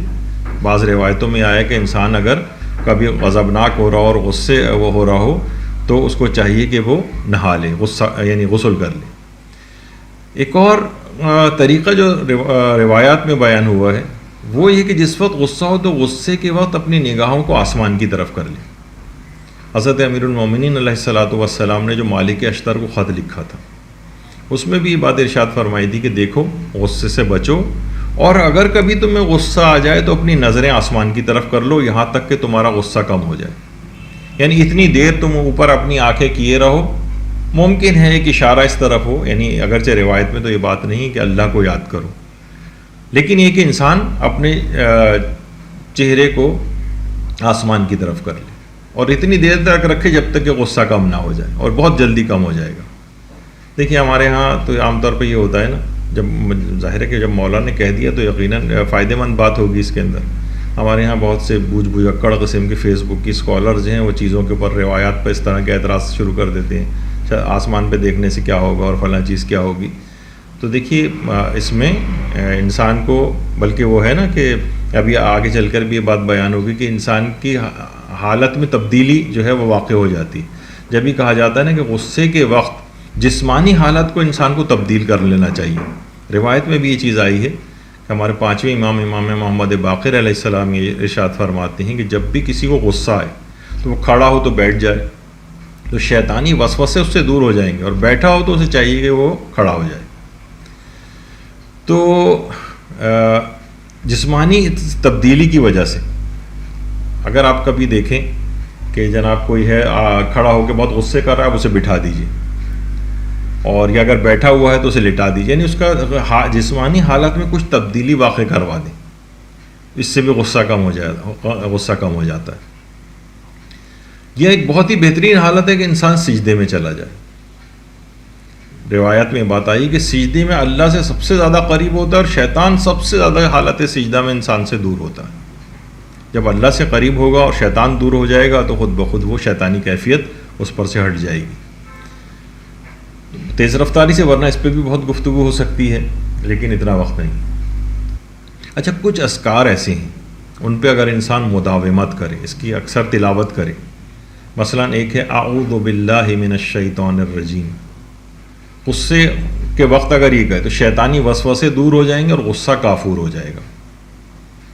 دیکھیے انسان اللہ کی پناہ میں چلا جاتا ہے. وہ جو سورہ اعراف کی 201ویں آیت ہے کہ ان الذین اتقوا اذا مسهم طائف من الشیطان تذکروا فاذا هم مبصرون، یعنی جن کے پاس تقوی ہے اور جب کوئی شیطان کی طرف سے کوئی چیز آتی ہے تو انہیں یاد آ جاتا ہے، فاذا هم مبصرون، ان کی آنکھیں کھل جاتی ہیں. تو بہرحال انسان جب بھی اعوذ باللہ من الشیطان الرجیم کا ذکر کرے گا تو شیطان اس سے دور ہو جائے گا، تو ظاہر ہے وہ غصہ پی لے گا. اور وہ جو آیت ہے والکاظمین الغیظ والعافین عن الناس واللہ یحب المحسنین، کہ وہ لوگ جو کہ اپنے غصے کو پی جاتے ہیں اور لوگوں کو معاف کر دیتے ہیں. تو یعنی دیکھیے یہاں پر بھی آیت کے اندر کاظمین الغیظ آیا، الکاظمین الغیظ، العادمین الغیظ نہیں آیا کہ وہ لوگ غصے کو فنا کر دیتے ہیں، غصے کو معدوم کر دیتے ہیں. یعنی غصہ اگر ختم ہو گیا تو امر و نہیں کیسے کرے گا، وہ جہاد کیسے کرے گا، اپنی ناموس و جان و ملک کا دفاع کیسے کرے گا. یعنی دیکھیے بہت سے لوگ کہتے ہیں نا یہ چیز کہ دیکھیے ہمیں کوئی ایسا وظیفہ بتائیں کہ ہمیں برے برے خیالات آنے بند ہو جائیں. تو دیکھیے تقاضۂ شہوت کا ختم ہو جانا یہ کمال نہیں. کمال یہ کہ انسان کی یہ چیزیں موجود ہوں، یہ تقاضے موجود ہوں، انسان اپنی آرزوؤں کو خون کر دے، مشقت اٹھائے. فرار اختیار نہیں کرنا ہے، مبارزہ کرنا ہے، لڑنا ہے ان سے. جہاد اکبر اسی لیے تو کہا گیا نفس سے جہاد کو. تو بہرحال یہاں پر یہ نہیں کہ غصے کو وہ لوگ جو ہے نا فنا کر دیتے ہیں، نہیں، کاظمین الغیظ، اپنے غصے کو پی جاتے ہیں، گھونٹ لیتے ہیں اپنے اندر. تو ایسے افراد کی قرآن نے تعریف کی. اچھا، اس میں جو ایک تو ذکر یہ ہو گیا اعوذ باللہ من الشیطان الرجیم، اور دوسرا جو ہے وہ ہے حوقلہ. حوقلہ کیا ہے؟ لا حول ولا قوۃ الا باللہ العلی العظیم، کہ یہ وہ ذکر ہے جس کو پڑھنے سے اللہ نیک اعمال کی توفیق دیتا ہے. نیک اعمال کی توفیق یعنی لا حول، یعنی نہیں ہے طاقت مجھ میں گناہ سے بچنے کی، ولا قوت، نہیں ہے طاقت مجھ میں نیک عمل کرنے کی، الا باللہ، مگر اللہ کی مدد سے. جب بھی کہا جاتا ہے اس کو کنزن من کنوز الجنہ، کنزن من کنوز الجنہ اس کو کہا گیا ہے. یہ جنت کے خزانوں میں سے خزانہ ہے. اس کو پڑھنے سے انسان کو توفیقات کا خزانہ حاصل ہوتا ہے، یعنی گناہوں سے بچنے کی صلاحیت اس میں حاصل ہوتی ہے، نیک اعمال کی اس کو توفیق ملتی ہے. تو اور انہی دونوں باتوں سے جنت ملتی. یعنی اگر آپ نیک اعمال کی انجام دہی کریں اور گناہوں سے اپنے آپ کو بچائیں تو ان دونوں چیزوں سے جنت حاصل ہوتی. اسی وجہ سے اس کو جنت کے خزانوں میں سے خزانہ کہا گیا ہے. اچھا دیکھیے یہاں پر کیا ہے کہ یہاں پر کسی کے سامنے اگر لاحول پڑھ دیا جائے تو دوسرا فوراً ہی غصے میں آ جائے گا. ٹھنڈا بھی اگر بیٹھا ہوا ہے تو اس کے سامنے پڑھ دیں تو ایک دم سے غصہ میں آ جائے گا کہ کیا مطلب ہے, کیا مجھے آپ نے شیطان سمجھا ہوا ہے. تو بہرحال اگر ایسا کہیں معاملہ ہو جائے تو انسان کو چاہیے کہ زیر لب جو ہے وہ اس کو پڑھ لے اگر لوگ اس کو برا سمجھ رہے ہیں. اچھا, اسی طرح سے دیکھیے بعض صالحین کا ایک طریقہ کار ہے کہ یہ جو آیت ہے والکاظمین الغیظ والعافین عن الناس والی جو ہے آیت, یہ 7 بار اگر پڑھ کر پانی پر دم کر لی جائے, 7 بار اس کو پڑھا جائے اور پانی پر دم کر کے اس کو پی لیا جائے تو اس کا غصہ بالکل غائب ہو جائے گا. تو بہرحال یہ بعض صالحین کا طریقہ کار ہے. وہ یہ فرماتے ہیں کہ یعنی اگر یہ والی آیت والکاظمین الغیظ والعافین عن الناس والی یہ اگر 7 مرتبہ پانی پر دم کر کے اگر اس کو انسان پی لے تو اس کا غصہ فوراً غائب ہو جائے گا. یعنی ان کا ذکر یہ والا جو یہ قرآنی آیت ہے بہت تجربہ شدہ ہے. اسی طرح سے کہا جاتا ہے کہ ذکر یونسیہ لا الہ الا انت سبحانک انی کنت من الظالمین, یہ سجدے میں جا کر جس قدر بھی پڑھے گا اتنا ہی زیادہ فائدہ مند ہے اور غصے کو دور کرنے کے لیے. یعنی ابھی تو آپ نے سنا ہی تھا کہ سجدے میں جانے سے انسان کا غصہ جو ہے وہ دور ہو جاتا ہے. تو اگر یہ والی آیت ہی سجدے کے اندر جا کر پڑھ لے اور فائدہ مند ہوگا. اچھا, ابھی جو اس سے پہلے آیا جو جس میں ہم نے صرف حوقلہ یعنی صرف لا حول ولا قوت الا باللہ العلی العظیم بتائی تھی, اس میں اگر شروع میں اگر ما شاء اللہ ولا حول ولا قوت الا باللہ العلی العظیم یہ اگر پڑھ دیا جائے یعنی اس کے ساتھ شروع میں ما شاء اللہ لگا دیا جائے تو یہ ورد جو ہے اصلاً دل کو بہت زیادہ اعتدال کے اندر لے آتا ہے. دیکھیے غصہ اور جو غضب ہے نا ایک بے اعتدالی کی کیفیت تھی, اس سے دل اعتدال میں آ جاتا ہے. اور ایک اور غصے کا علاج آیت اللہ تقی بہجت نے فرمایا, ایک شخص نے آ کر پوچھا تھا کہ مجھے غصہ بہت آتا ہے کیا کروں. آپ نے فرمایا کامل عقیدے کے ساتھ زیادہ سے زیادہ درود پڑھا کرو تمہارا غصہ کم ہو جائے گا. یعنی روزانہ اگر 2-3 تسبیحیں انسان صرف درود کی پڑھے کامل اعتقاد کے ساتھ کہ اس کا مجھے یقیناً فائدہ ہوگا تو اس درود کی برکت سے خود بخود اس کا غصہ کم ہو جائے گا. وہ درود کے اندر خود یہ صلاحیت ہے, اللہم صلی علی محمد و آل محمد. تو یہ بڑا مجرب ہے جو افراد اس طرح کے غصیلے ہوں ان کو سمجھائے, جب وہ ذرا ٹھنڈے مزاج میں ہوں اس وقت ان کو بتایا جائے کہ تم روزانہ اس طرح سے 1 تسبیح 2 تسبیح 3 تسبیح جتنے بھی اس کے مطابق ہو, جتنے اس کا ذوق ہو اس کے مطابق اس کو پڑھوائیں. اور اگر بالکل پڑھنے پر تیار نہیں ہیں تو آپ درود کی یہ تسبیح پڑھ کر پانی پہ دم کر کے بھی اس کو اگر پلائیں تو انشاءاللہ اس کے اثرات ہوں گے. تو بہرحال اگر وہ خود پڑھے تو بہرحال اور زیادہ فائدہ مند ہے.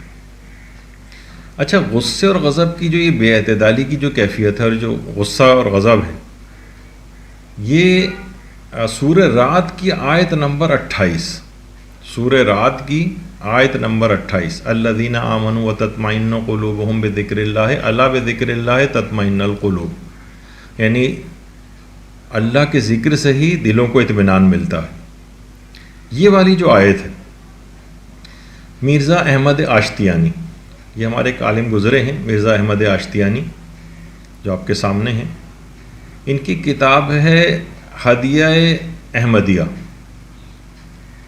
اس میں انہوں نے یہ بات لکھی کہ آیت اللہ سید محمد حسین طباطبائی یہ بات فرماتے تھے کہ انسان اگر اپنے سینے پر ہاتھ رکھ کر چند مرتبہ بیٹھ کر اور چند مرتبہ کھڑے ہو کر سورہ رعد کی آیت نمبر 28 کو پڑھے, یہی جو ابھی آپ کے سامنے تھی اللہ بذکر اللہ تطمئن القلوب والی, تو اس کا دل اعتدال کی حالت میں آ جائے گا اور غصے اور غضب کی حالت اس سے غائب ہو جائے گی.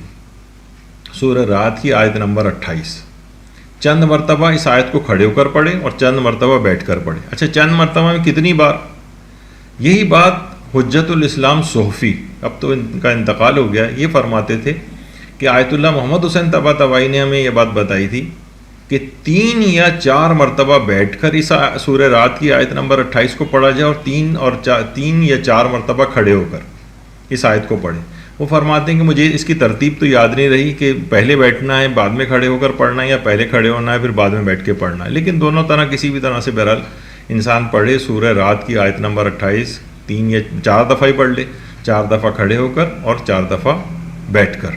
تو اس کی وہ فوراً وہ جو ایک نفسیاتی طور پر جو ایک ہیجان تھا اس کے اندر، اور غصے اور غضب کے اندر وہ شخص آیا ہوا تھا، یا اضطراب اس کے اندر موجود تھا، تو یہ آیت اس طرح سے اس کے دل کو تقویت پہنچائے گی اور اطمینان اس کے دل میں پیدا کر دے گی کہ اس کا غصہ کافور ہو جائے گا.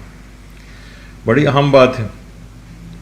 اور یہ جو حالت اضطراب ہوتی ہے جس میں انسان کو غصہ آتا ہے، بعض علماء یہ بھی فرماتے ہیں کہ اگر سورہ احقاف جو ہے اس پہ اگر انسان مداومت اس طور پہ کرے کہ ہر جمعے کو سورہ احقاف پڑھ لے، ہر جمعے کو، تو ہر جمعے کو اگر سورہ احقاف پڑھے گا تو اس سے بھی اس کی اضطرابی کیفیت ختم ہو جائے گی، اور یہ جو غصے کے اندر یہ شخص جو ہے وہ بار بار غیظ و غضب کی حالت میں آ جاتا ہے، یہ کیفیت اس سے دور ہو جائے گی. اسی طرح سے سورہ قدر کے متعلق بھی علماء یہ بات فرماتے ہیں، اور اسی طرح سے سورہ والعصر کے متعلق بھی یہ بات فرماتے ہیں، اور آیت الکرسی سے بھی حالت اضطراب، غصہ، پریشانی وغیرہ یہ سب دور ہو جاتی ہے.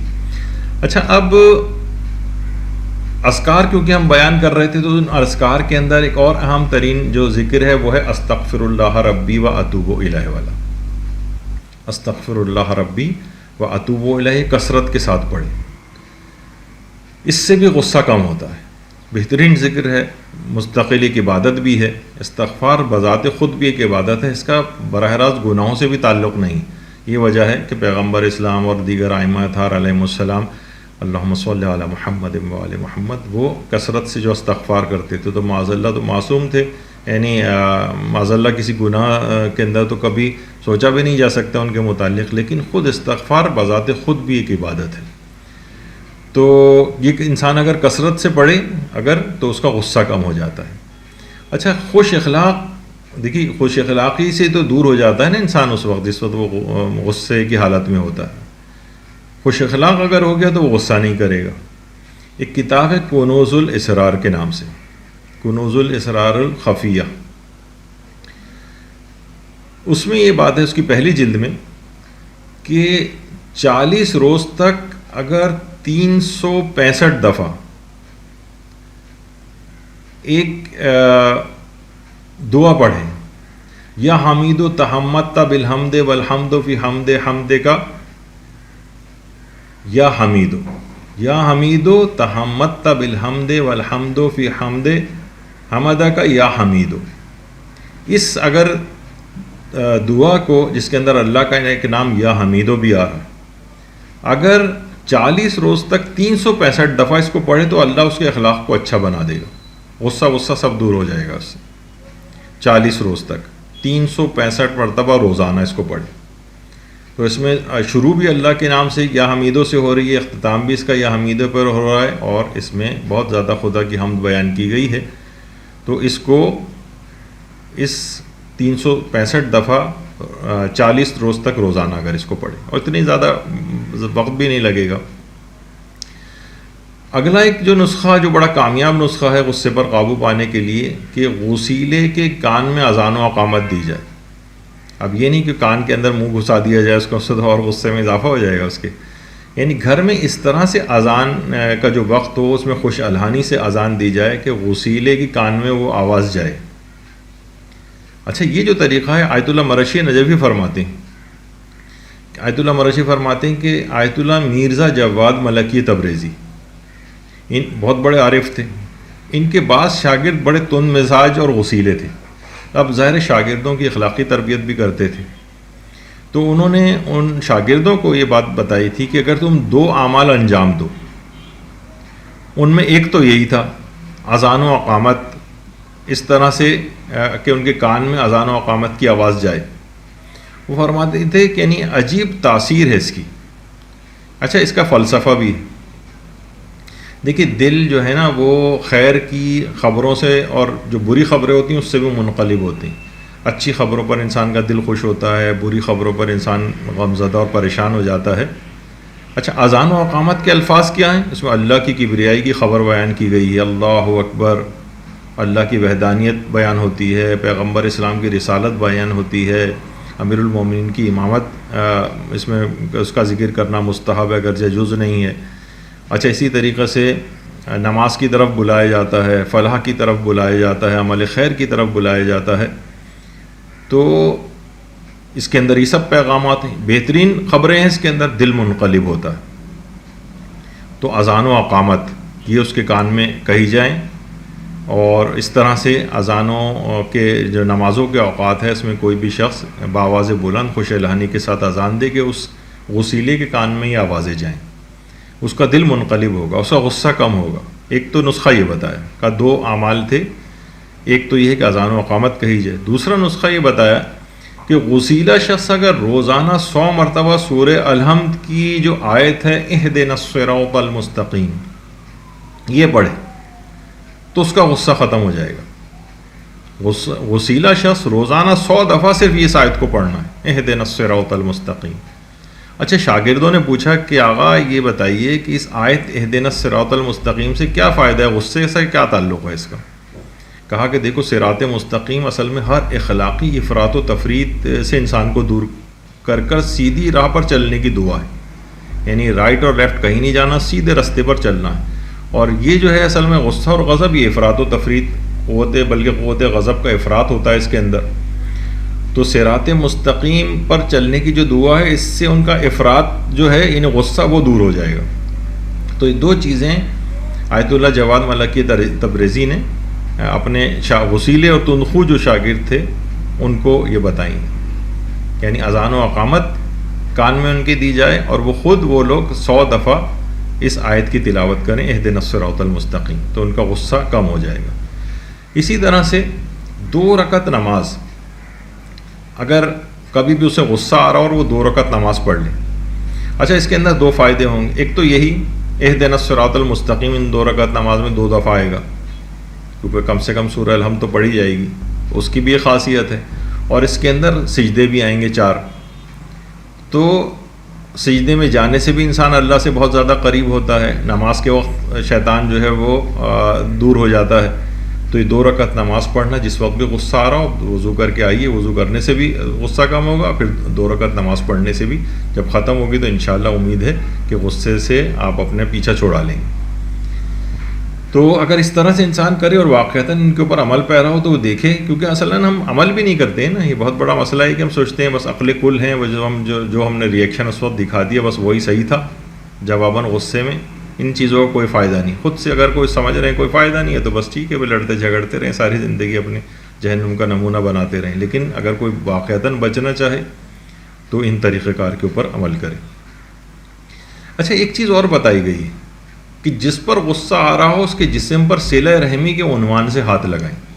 اچھا، ظاہر ہے اس میں وہ دماغ میں اس کا رہنا چاہیے، ہو سکتا ہے کسی نامحرم پہ غصہ آ رہا ہو تو ظاہر ہے اس کے جسم پر ہاتھ نہیں لگانا ہے، یعنی جس پر غصہ آ رہا ہو صلہ رحمی کے عنوان سے، یعنی کوئی رشتہ دار ہے جس پر آپ کو غصہ آ رہا ہے تو اس عنوان سے اگر ہاتھ لگائیں گے تو اب اس میں واقعتاً تحقیق ہونا چاہیے کہ ہاتھ لگانے سے، جیسے ہم نے ایک دفعہ پہلے جب عیادت کے احکام بیان کیے تھے تو اس میں تھا کہ مریض کے پیشانی پر ہاتھ رکھ کر یا اس کے ہاتھ پر ہاتھ رکھ کر سورہ الحمد پڑھی جائے، تو کون سی ایسی پازیٹیو ریز اس کے اندر جائیں گی، یا ایک سائنسی چیز بھی ہے۔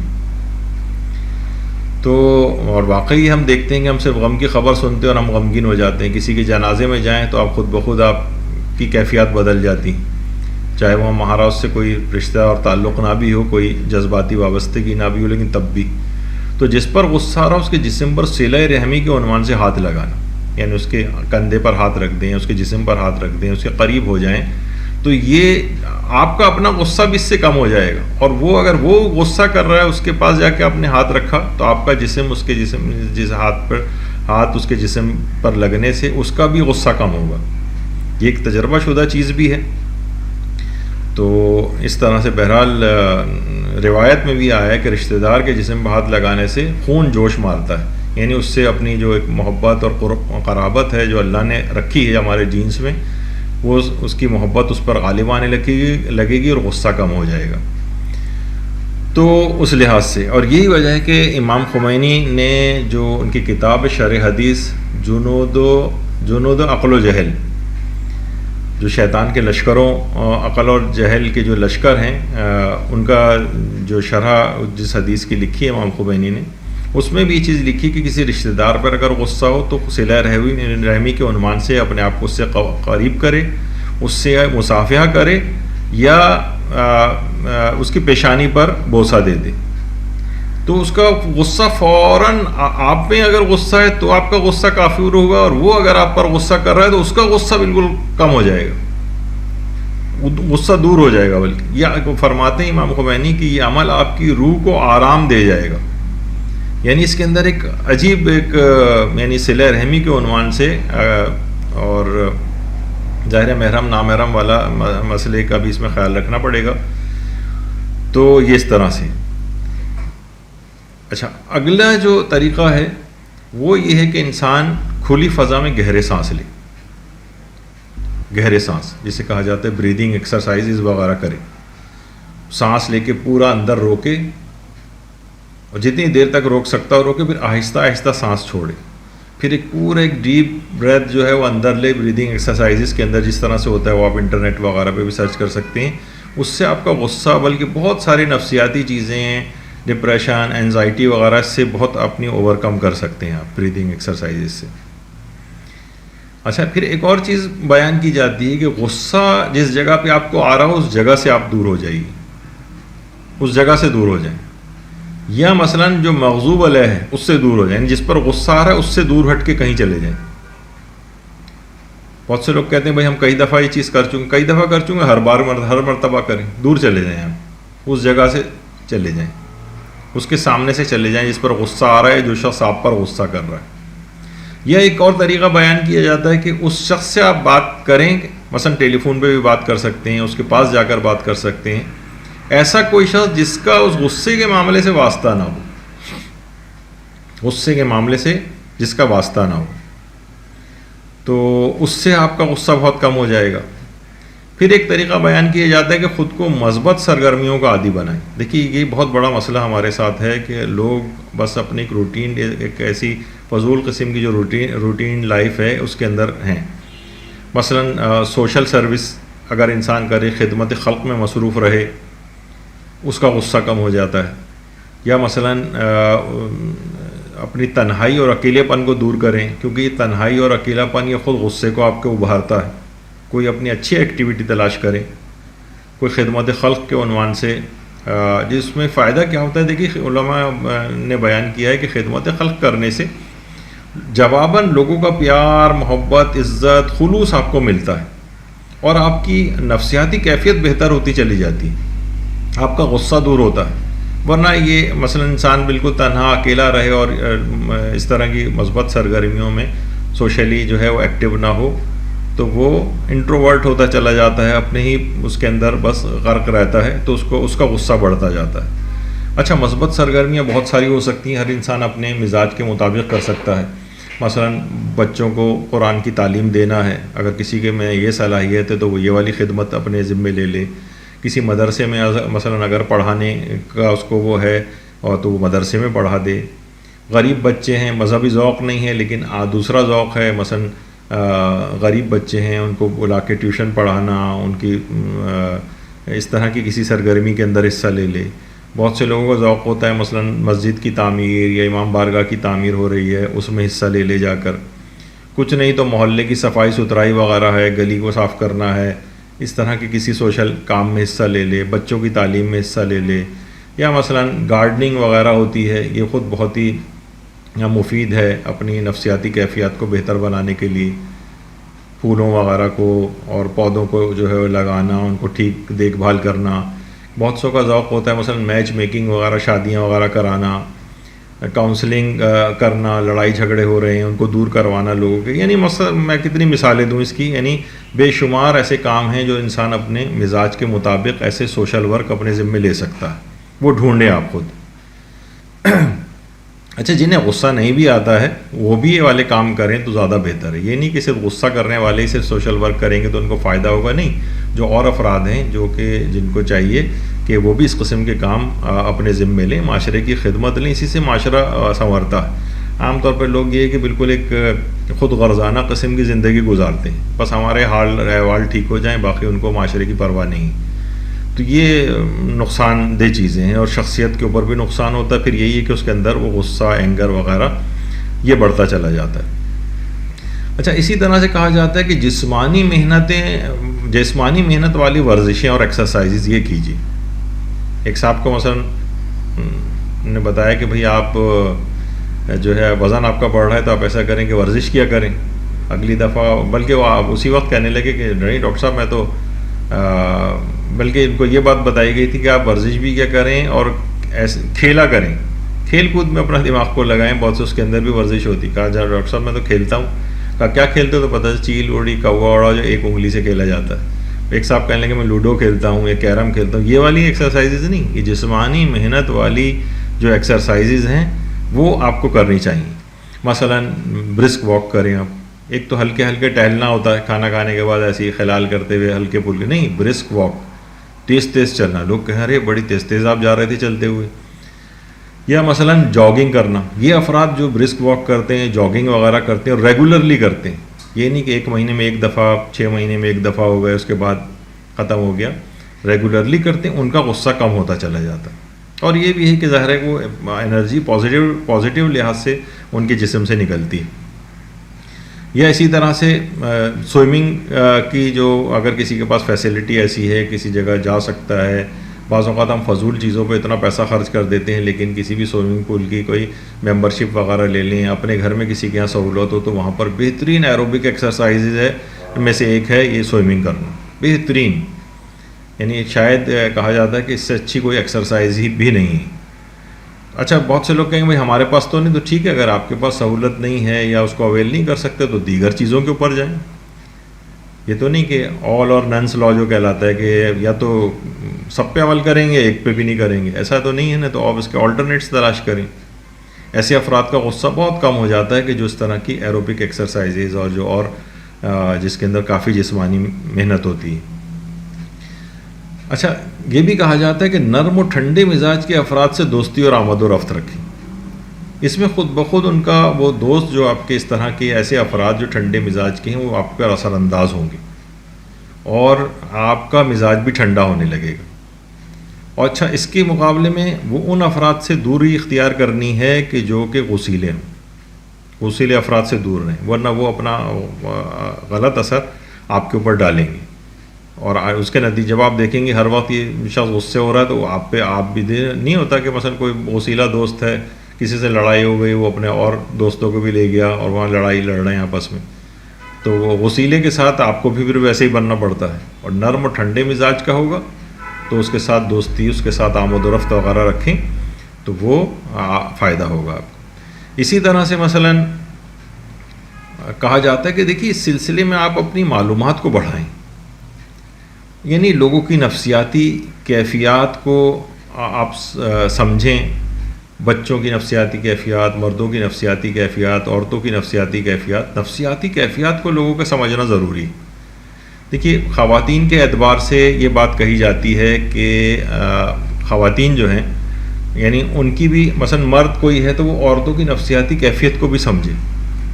دیکھیے مثلا ویسے اب ہم عمومی بات کر رہے ہیں، ہر عمر کے اعتبار سے الگ ویسے ہوتی ہیں چیزیں. مثلا عورت ہے کوئی، منتھلی اس کے ماہانہ جو سائیکلز جو ہیں وہ چل رہے ہیں، اس میں اس کے موڈ سوئنگس ہوتے ہیں، یعنی اوپر نیچے اس کے جذبات، خیالات اور وہ ہو رہے ہیں. اور یا مثلا اگر جیسے کوئی پریگنینسی اگر اس کو ہے تو اس میں اس کو تھکاوٹ ہوتی ہے، چڑچڑاپن ہوتا ہے. ڈیلیوری اگر ہوئی ہے اس کے بعد اس کو پوسٹ نیٹل ڈپریشن کہلاتا ہے، وہ ہوتا ہے. اور بچے کی پیدائش کے بعد بھی مثلا وہ ہر 1 یا 2 گھنٹے بعد بچے کو فیڈ کرانا ہے، اس کی اپنی نیند پوری نہیں ہو رہی ہے، غذائیتوں کا مسئلہ ہے. بعض اوقات گھریلو ذمہ داریاں بہت جلدی اس کے اوپر پڑ جاتی ہیں، وہ چڑچڑی ہو رہی ہے، پتہ چلا چڑچڑی ہو رہی ہے، بدمزاج ہو رہی ہے. آپ کہہ رہے ہیں اب گھر میں لڑائیاں ہونی شروع ہو گئی ہیں. اکثر بچوں کی پیدائش کے بعد لڑائیاں ہونے لگتی ہیں، شادیوں کے بعد لڑائی ہونے لگتی ہیں. یا مثلا عورت مثلا مینوپاز کی ایج میں آ گئی ہے، جو ماہواری اس کی آنی بند ہو گئی، تو پوسٹ مینوپازل جو سنڈروم کہلاتے ہیں یا پوسٹ مینوپازل ڈپریشن بھی ہوتا ہے، اس کے اندر چڑچڑاپن ہو رہا ہے. یا مثلا عام طور پر گھروں میں جیسے شوہر کا انتقال ہو گیا، بیوہ ہے موجود ساس کے طور پر، اب اس کے طور پر جو محرومی ہیں اس کی، وہ بھی اس کے چڑچڑے پن میں جو ہے وہ اضافہ کرتی ہیں.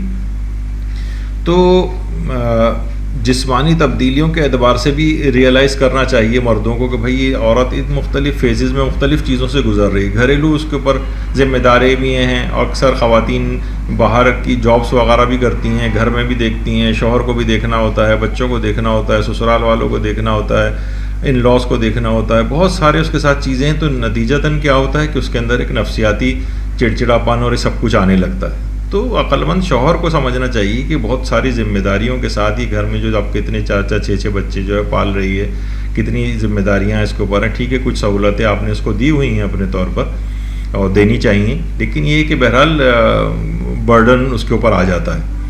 تو وہ اس وجہ سے بھی ہو رہی ہے، اس کو آپ ریئلائز کریں. مثلا کوئی جوان اگر ایسا ہے، عام طور پر اس کو دیکھیں گے جناب، دیکھیے جب نئے نئے بلوغ کی حالت میں جا رہا ہوتا ہے، اس میں بھی ہارمونل چینجز آ رہی ہوتی ہیں. اس عمر میں بچے کافی ریبیلیس ہو جاتے ہیں، بڑے باغی ہو جاتے ہیں. ان کی نفسیاتی کیفیت کو سمجھیں. اس عمر میں ایک دم سے والد اس کے اوپر غصہ کر رہے ہوتے ہیں، مار پیٹ رہے ہوتے ہیں، اس کو ابھی تک اس کو بچہ سمجھ رہے ہوتے ہیں. اس کی پرسنالٹی ایک ٹرانزیشن سے گزر رہی ہے، ایک شفٹ ہو رہی ہے دوسری پرسنالٹی میں. تو اس موقع پر اس کو باپ کو چاہیے کہ اپنے آپ کو کنٹرول کریں، نفسیاتی کیفیت کو سمجھے ہو، یعنی تھوڑی سی اپنی معلومات بڑھائیے نا. دنیا جہان کے متعلق آپ معلومات، فضول معلومات بڑھا رہے ہوتے ہیں، لیکن گھر میں یہ سب چیزیں ہو رہی ہیں اور اپنی معلومات نہیں بڑھا رہے ہوتے. ریئلائز کریں اس چیز کو. یہ بچہ جو ہے وہ جوان ہو رہا ہے اور اس کے اندر ایسے باغیانہ جذبات شروع میں آتے ہیں. اسی طریقے سے مثلا عورتیں ہیں، وہ مردوں کی نفسیاتی کیفیت کو سمجھیں کہ ابھی مثلا دفتر سے گھر آیا ہے، ابھی اپنے آفس سے گھر آیا ہے، اب آتے ہی آپ نے فرمائشی پروگرام شروع کر دیا. دیکھیے مرد جو ہے نا، ان کی نفسیاتی کیفیت کو سمجھیں. مرد مثلا شاپنگ سے نفرت کرتے ہیں، یعنی میں آپ کو بتاؤں تو عورتیں جو ہیں وہ مناسب موقع اس کے لیے دیکھیں. ہو سکتا ہے ابھی آتے ہی دفتر سے آ رہا، آپ نے فرمائش شروع کر دی کہ فلاں جگہ پہ جانا ہے یا مجھے فلاں شاپنگ پہ جانا ہے. اب اس نے اگر منع کر دیا تو اب پیچھے ہٹ جائیں. اب کیا ہوگا، اسی موقع پر یہ ہوتا ہے کہ اس نے منع کر دیا، آپ نے غصہ ہونا شروع کیا، وہ پہلے سے تھکا ہوا ہے، اس کا جوابی غصہ ہو، وہ بات بڑھتی چلی جاتی. تو نفسیاتی کیفیت کو سمجھیں کہ تھکا ہوا آیا ہے، ابھی میں اس سے فی الحال یہ بات نہیں کروں گی، ابھی نہیں کہوں گی، ابھی کیا ہے ابھی پیچھے ہٹ جائے. ابھی اصرار کیا تو غصہ بڑھ جائے گا. اچھا مرد ہوتا ہے، اس کے کاروباری مسائل ہوتے ہیں، اس کے ملازمت کے مسائل ہوتے ہیں، اس کے اوپر مالی ٹینشن بہت ساری ہوتی ہیں. تو اس کی نفسیاتی کیفیت کا خیال کریں، اس کو غصے میں نہ لے کر آئیں. بہت سارے ہم گھرانوں میں یہی چیزیں دیکھ رہے ہوتے ہیں کہ وہ بیچارہ آیا اور انہوں نے فرمائشی کوئی پروگرام شروع کر دیا. تو ہر شخص اس بات کو وہ نہیں کر سکتا، نتیجے میں لڑائی ہونے لگتی. تو اور ظاہر ہے اب انٹرنیٹ کا دور آ گیا، جب ہر شخص کے ہاتھوں میں ہر وقت یہ موبائل فون اور انٹرنیٹ موجود ہے، تو کیوں اپنی حل نہیں تلاش کرتے. اینگر مینجمنٹ دیکھیے کہ کتنے طریقے اس کے اندر بیان کیے گئے. انٹرنیٹ پہ جائیں کہ کن چیزوں سے ہم اپنے غصے کو کم کر سکتے ہیں. دیکھیے گھر کے متعلق بھی بات کہی جاتی ہے کہ گھر جو ہے نا وہ کچھ لو کچھ دو کے اصول پر چلتے ہیں، گیو اینڈ ٹیک والا معاملہ ہوتا ہے. مردوں کے حوالے سے بھی ایک بات کہہ رہا ہوں، بہرحال اس کو خواتین اپنے اس کے طور پر نہ لیں، بلیک میلنگ کے طور پر نہ استعمال کریں اس کو. کہ گھروں میں دیکھیے مردوں کو چاہیے کہ 90% باتیں جو گھریلو امور اور اس طرح کی چیزوں سے متعلق ہوتی ہیں اس میں عورتوں کی بات مان لیں، تاکہ اپنی اہم 10% باتوں کو ان سے منوا سکیں. اگر آپ ہر وقت چھوٹی چھوٹی باتوں پر ان سے لڑتے رہیں گے تو اپنی اہم 10% باتوں کو بھی نہیں منوا سکتے. چھوٹی چھوٹی باتوں کو ان پہ کرنے دیں. گھر میں ظاہر ہے ان کی کنگڈم ہے، اس کی مالک ہیں، ان کو اپنے گھر کی سلطنت کو چلانے دیں عورتوں کو اپنے مطابق. تو ہمیشہ یہ ہوتا ہے مردوں کو زیادہ اس میں سوچنا چاہیے، اپنے عقل مندی کا ثبوت دینا چاہیے. 90% باتیں ان کی مان لیں، 10% ہاں جہاں کوئی بڑی غلطی آ رہی ہو، کوئی بڑا اہم معاملہ ہو جس کے اندر وہ غلطی کر رہے ہوں، تو پھر آپ ظاہر ہے کہ ان کی اصلاح کے لیے بات کریں گے. لیکن یہ کہ وہ اس کو بہت زیادہ نہ رکھیں، ان کی باتیں 90% مان لیں، اور تاکہ اپنی اہم 10% باتوں کو آپ منوا سکیں. کیونکہ چھوٹی چھوٹی دیکھیں ان باتوں پہ لڑنا جو ہے نا وہ مردوں کو یعنی زیب نہیں دیتا ہے. ظاہر ان کی ایک شخصیت الگ ہے، عورتیں ذرا جذباتی ہوتی ہیں، ان کو نظر انداز کر کے، اور مثلا اگر وہ 5 فرمائشیں کر رہی ہیں تو 1-2 فرمائش کم سے کم پوری کر دیں، 3 کو بعد میں کبھی ٹال دیں. بہت ساری چیزیں ایسی بھی ہو سکتی ہیں ٹالنا بھی نہیں آتا ہے، بالکل ایک بلنٹ ایک طور پر اس کو ان کو منع کر دیا جاتا ہے جس سے نقصان ہوتا ہے. تھوڑی بہت بات مان لیں، باقی کو ٹال دیں، پھر دیکھا جائے گا آگے. تو ابھی بات بھی ان کی رکھ لیں آپ کہ ہاں ان کے آپ نے کسی حد تک فرمائی بھی پوری کر دی. تو بہرحال چھوٹی چھوٹی باتوں گھر میں اسی طرح سے گھر چلتے ہیں، تو پھر وہ غصے اور غضب کی نوبت نہیں آتی ہے ان میں. اچھا اب دیکھیے کہ جب بھی ہم یہ کہتے ہیں نا کہ بھائی آپ لوگوں کو معاف کریں، درگزر کریں، لوگ فوراً کہتے ہیں آخر کب تک ہم معاف کریں، کب تک درگزر کریں، اتنی دفعہ سینکڑوں دفعہ ہو چکا ہے، بار بار ایسے ہو جاتا ہے، بار بار ایسا ہو جاتا ہے۔ تو اس کا جواب فقط یہ ہے، جتنی مرتبہ قیامت میں اللہ سے آپ کو معافی درکار ہو، دنیا میں اتنا ہی آپ لوگوں کو معاف کریں۔ دیکھیے جو سلوک آپ یہاں لوگوں سے کریں گے نا، وہی سلوک آخرت میں آپ کے ساتھ ہوگا۔ یہاں جتنی آپ معاف کرنے میں جلدی کریں گے، وہاں بھی اتنی جلدی معافی ملے گی۔ تو بہرحال جب معاف کرنے کا، دیکھیے اللہ نے جب آپ کو حکم دیا ہے تو آپ معاف کیوں نہیں کر رہے ہیں لوگوں کو؟ تو بہرحال یہ کہ جو بھی ہماری گفتگو سن رہے ہیں، دیکھیے مختصر سی زندگی، اکثر افراد ایسے ہوں گے کہ جو اپنی عمر کا آدھے سے زیادہ حصہ گزار چکے ہیں، اب کتنا وقت باقی رہ گیا ہے؟ اگر مثلا آپ کو پتہ چل جائے کہ جناب بس اب اتنا وقت میرے مرنے میں رہ گیا ہے، موت میں اتنا وقت میرے رہ گیا ہے، تو کیا کبھی آپ چھوٹی چھوٹی باتوں پہ غصے ہوں گے؟ سوچئے کہ یعنی جب میرے اعمال اتنے، ہر شخص کو اپنے اعمال تو پتہ ہوتے ہیں نا کہ میرے اتنے برے اعمال ہیں، اللہ کس قدر غضبناک میرے اعمال پر ہوگا، لیکن پھر بھی وہ مجھے معاف کر رہا ہے۔ تو خود بخود آپ کے دماغ میں آئے گا، تو جتنا آپ کو معافی چاہیے اللہ سے، اتنا ہی لوگوں کو بھی معاف کیجیے۔ وہ تھے نا ایک صحابی رسول آئے پیغمبر اسلام کے پاس، اللہم صلی علی محمد و آل محمد، یا رسول اللہ مجھے اللہ کے غضب سے کیا چیز بچا سکتی؟ فرمایا دوسروں پر غصہ کرنا چھوڑ دو، اللہ کے غضب سے محفوظ رہو گے۔ تو بہرحال یہ سب چیزیں ایسی ہیں جو اپنے غصے کو روکے گا لوگوں پر ہونے سے، تو خداوند عالم اس سے اپنے عذاب کو روک لے گا۔ کتنا بڑا فائدہ ہے۔ یہاں معمولی چھوٹی چھوٹی چیزوں کے اوپر آپ غصے ہو رہے ہیں اور لڑ رہے ہیں، تو وہاں سوچیے آخرت میں کس قدر آپ کو فائدہ ہوگا اگر آپ لوگوں کو معاف کریں گے اور درگزر کریں گے ان کی باتوں کو۔ ایسی کوئی قیامت تو نہیں آ جائے گی نا، اگر دیکھیں تو چھوٹی چھوٹی باتیں ہی ساری ہوتی ہیں جس پر عموماً غصے ہو رہے ہوتے ہیں لوگ۔ تو ایک صحابی کہتے ہیں پیغمبر اسلام کے، اللہم صلی علی محمد و آل محمد، فرماتے ہیں کہ ایک دفعہ میں نے اپنے غلام کو سزا دی، کنت اضرب غلاما لی، میں اپنے غلام کو ایک دفعہ مار رہا تھا، کہ فسمعت من خلفی صوتا، مجھے پیچھے سے اپنے ایک آواز سنائی دی۔ کیا سنائی دی؟ اعلم ابا مسعود اللہ اقدر علیک منک علیہ، جان لو اے ابو مسعود، اللہ کو تجھ پر اس سے زیادہ قدرت حاصل ہے جو تجھے اس غلام پر حاصل ہے۔ فالتفت، ابو مسعود کہتے ہیں متوجہ ہوئی آواز کہاں سے آ رہی؟ ارے فائدہ ہوا رسول اللہ صلی اللہ علیہ وآلہ وسلم، ارے یہ تو پیغمبر اسلام ختم مرتبہ صلی اللہ علیہ وآلہ وسلم کی آواز تھی۔ جی اٹھے مردے تیری آواز سے۔ واقعتاً جو روایت میں ہے نا کہ ہم الجلساء لا یشقى جلیسہم، اللہ کے مقبول بندوں کے پاس اٹھنے بیٹھنے والا کبھی شقی نہیں ہو سکتا، اس کی شقاوت جو ہے سعادت میں بدل جاتی، اس کی اصلاح ہو جاتی۔ ابو مسعود کہتے ہیں اسی وقت تنبیہ ہو گئی، ہوا حر لوجہ اللہ، اس خطا کی تلافی میں نے غلام کو اسی وقت معاف بھی کیا اور اسے آزاد کر دیا۔ پیغمبر اسلام فرماتے ہیں کہ اے ابو مسعود، اگر تو ایسا نہ کرتا تو جہنم کی آگ تجھے جھلسا دیتی، یعنی غصے میں کسی کو مارنے کا کس قدر عذاب ہے، یعنی قیامت میں جہنم کی آگ تجھے جھلسا دیتی ہے اگر تو نے غصے میں جو اس کو مار رہا تھا۔ تو ظاہر ہے کہ آپ کو کتنا معاف کرنا ہے، جتنی انلمیٹڈ آپ کو اپنے لیے چیز چاہیے، یہ والی سہولت کہ مجھے بھی پروردگار عالم اسی طرح سے معاف کرے، تو لوگوں کو بھی اسی طرح سے معاف کیجیے۔ اچھا، اب دیکھیے ایک اور اہم بات یہ ہے طریقہ کار کے اندر بھی کہ قریبی رشتہ دار بھی، چاہے وہ شوہر و بیوی کیوں نہ ہو، کچھ ان میں کبھی کبھار فاصلہ آ جانا چاہیے۔ مثلا ایک ہی جگہ گھر میں رہتے ہر وقت، اور پچھلے دنوں تو جو لاک ڈاؤن وغیرہ ہوا اس میں واقعتاً گھروں میں لڑائی جھگڑے بہت بڑھ گئے، اور سائیکیٹرسٹ جو ہیں وہ بتا رہے ہیں کہ بہت زیادہ ان کے پاس کیسز آ رہے ہیں۔ مرد حضرات ظاہر ہے باہر زیادہ تر رہتے ہیں، تو گھر میں کم سے کم اتنی دیر تک تو کوئی ہنگامہ اس طرح سے شوہر و بیوی میں نہیں ہوتا، تو وہ ہر وقت اگر گھر میں رہیں گے تو وہ، اچھا خالی لاک ڈاؤن والی بات نہیں ہے، ویسے عمومی طور پر بھی اس کو تھوڑی اسپیس دینی چاہیے۔